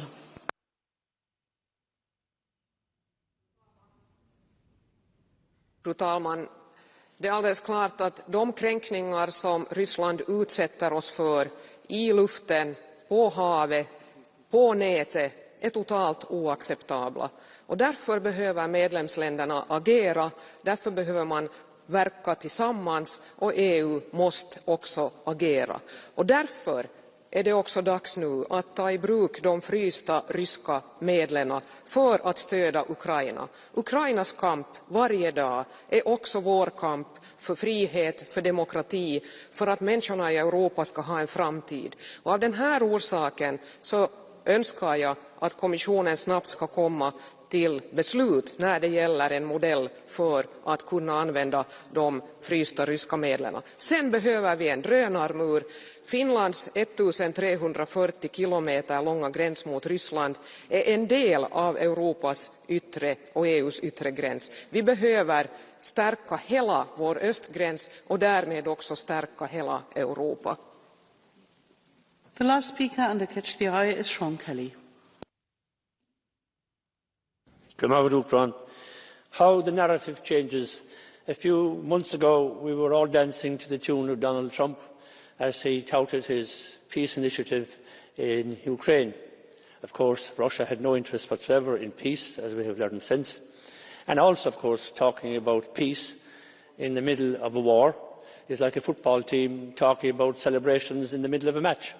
The best way to guarantee celebrations is to win the match. The best way to guarantee peace is to win the war. And in fairness to the Ukrainians, they are doing a damn good job at it. A 3-day war, in Putin's eyes, has extended to 3 years and a lot longer. He's lost 1,111,000 troops and is not making great progress, a kilometre here or a kilometre there. As regards the violations of our airspace, I have one observation. What would happen if we violated Russian or Belarusian airspace? There's our answer. You meet fire with fire. We've got to develop the firepower to so do. And Commissioner Kubilis is doing his best to build up our defences. We need to rally round and make sure it happens. Thank you very much. Now I pass the floor to our Commissioner, Andrius Kubilius.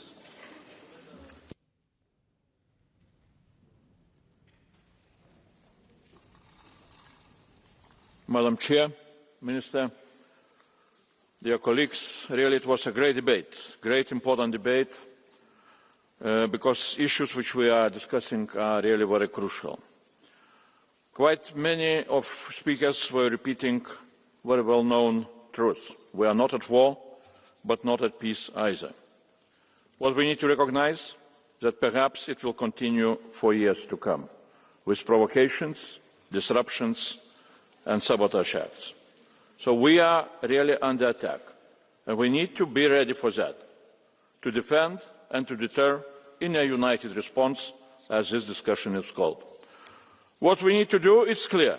Let's remember ancient Roman saying, if you want peace, prepare for the war. Another way, prepare for surrender. And if you want to have Putin-style peace. I would like to remind ourselves, it's Russia waged the war against Ukraine, not Ukraine attacked Russia. It's Russia started provocations against Poland, Baltic states, Copenhagen and other countries in Europe, not the EU provokes Russia. In order to protect peace, we need to ramp up our material defense readiness, first of all, what we are doing, but also our institutional defense readiness and our political defense readiness. Either we are politically and practically preparing to deter Putin, or we are fighting each other. It's a choice for each of us. Russia's provocations are reckless, irresponsible and dangerous, a threat to the people and peace of Europe. They must serve as a wake-up call. We need to act very practically and effectively. Drones are the future of war and the future of provocations. It's pity that here was a need of recent provocations for us to wake up. And it appears that we are badly prepared for this future. At the moment, our defences are really not ready to detect drones and to see and to track them when they are crossing our borders. In addition, shooting down a €10,000 drone with a €1 million missile is really not sustainable. And what we need to understand is that all of Europe is under threat. And I mean all of Europe. A Russian Geran 2 drone has a 2,500-kilometer range. And from Kaliningrad to Belarus, it can hit targets in Denmark, Sweden, Belgium, Netherlands, Germany, northern France, and Hungary. And it can reach even Brussels and Strasbourg. From container ships, drones can destroy targets all along the coast of Europe. The question is what needs to be done. There are a lot of things which we are doing and a lot of things which we need to do even more. But let me concentrate this time on drones and anti-drone capabilities. There is quite a broad agreement on what we need to do. In the short run, we need to develop capabilities to better detect, track and identify drones with acoustic sensors, radars, satellites. In the longer run, capabilities to disarm or destroy drones with drone interceptors, electronic warfare and mobile units. For the eastern flank countries, also there is a need of capabilities to use the drones to hit the targets on the ground if an enemy will try to invade the country. A tailored approach, but that is what is needed. Frontline states have different needs compared to other countries, including countries in the Mediterranean, but all need capabilities to detect and to destroy drones. And above all, what we need is cooperation, of course. Exchange data to track incursions across national borders. Have interoperable situational awareness to jointly identify targets and carry out operations. We will work hand in hand with NATO. We cannot do this without Ukraine. Ukraine's air defences take down 70–80% of targets. Ukrainian drones chased the Russian fleet out of the Black Sea, brought the Russian advance to a standstill, and devastated the Russian strategic bomber fleet and oil refineries. In the development of the drone wall, special attention should be paid to Ukrainian experience. This experience shows that the key to an effective drone wall is not just technology as such, but the developed skills of integrated command and the creation of a comprehensive new warfare ecosystem. We must move quickly from ideas to actions. It is possible during the next year to build essential capabilities of the drone wall, and till 2030 we shall have possibilities to spend €2.5 trillion for different needs for our defence, and I hope that frozen assets will be used to strengthen Ukraine's defence very soon. So there are financial means. I count on the support of this House to the ideas and to projects which we need to develop, and I'm ready to work very intensively with the Parliament in order to rapidly develop needed capabilities. Thanks a lot. Thank you very much, Commissioner. And now I pass the floor to the Minister for European Affairs, Marie Bjerre. President, honourable members and Commissioner, I think there has been worrying comments in this debate, but this is probably also the most positive and hopeful debate I participated in. And it might sound like a paradox, because yes, Russia's actions are part of a serious escalation, and Europe is in a crucial time. And let us be clear, Russia will not stop. And therefore, we need strong unity and strong response. And that is exactly why I get hopeful when listening to this debate today. It illustrates what is happening. Europe stands more together. When Danish citizens from the Patriots criticized Denmark from receiving assistance last week during our informal European Council meeting in Copenhagen, it is not a sign of weakness. Denmark received police assistance from Sweden and Norway and military assistance from Germany and France. It is a display of unity. And what is about to happen? Europe stands more together.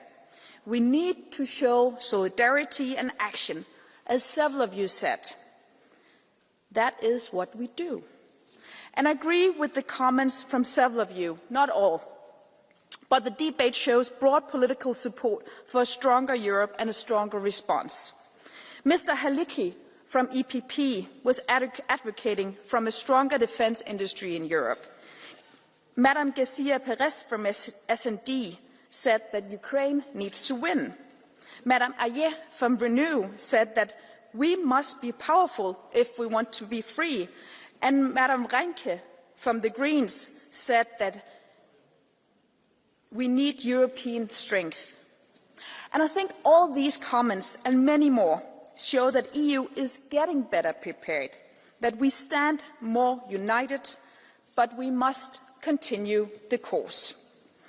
We need to enhance our support for Ukraine to defend itself against Russia's war of aggression. And this requires state-of-the-art technology. And Ukraine is a key partner in this regard. We need to learn from their battlefield experience and foster close collaboration on defence industry with Ukraine, including on EU soil. At the same time, we must continue to maximize pressure on Russia. This requires urgently strengthening the restrictive measures against Russia and stepping up our outreach efforts to other countries. And last but not least, we need to ensure accountability for Russia's continued war of aggression in Ukraine. Russia's war crimes cannot be left unpunished. Thank you. Vielen Dank, Frau Ministerin. Vielen Dank auch allen Kollegen, die an dieser sehr wichtigen Debatte teilgenommen haben. Es waren sehr viele in der heutigen Debatte. Vielen Dank dafür. Zum Abschluss der Aussprache wurden 6 Entschließungsanträge eingereicht. Die Aussprache ist hiermit geschlossen und die Abstimmung findet morgen statt. Die Sitzung ist nun kurz unterbrochen. Sie wird in wenigen Minuten mit der Ansprache von Jens Frederik Nielsen, dem Premierminister Grönlands, wieder aufgenommen. Vielen Dank.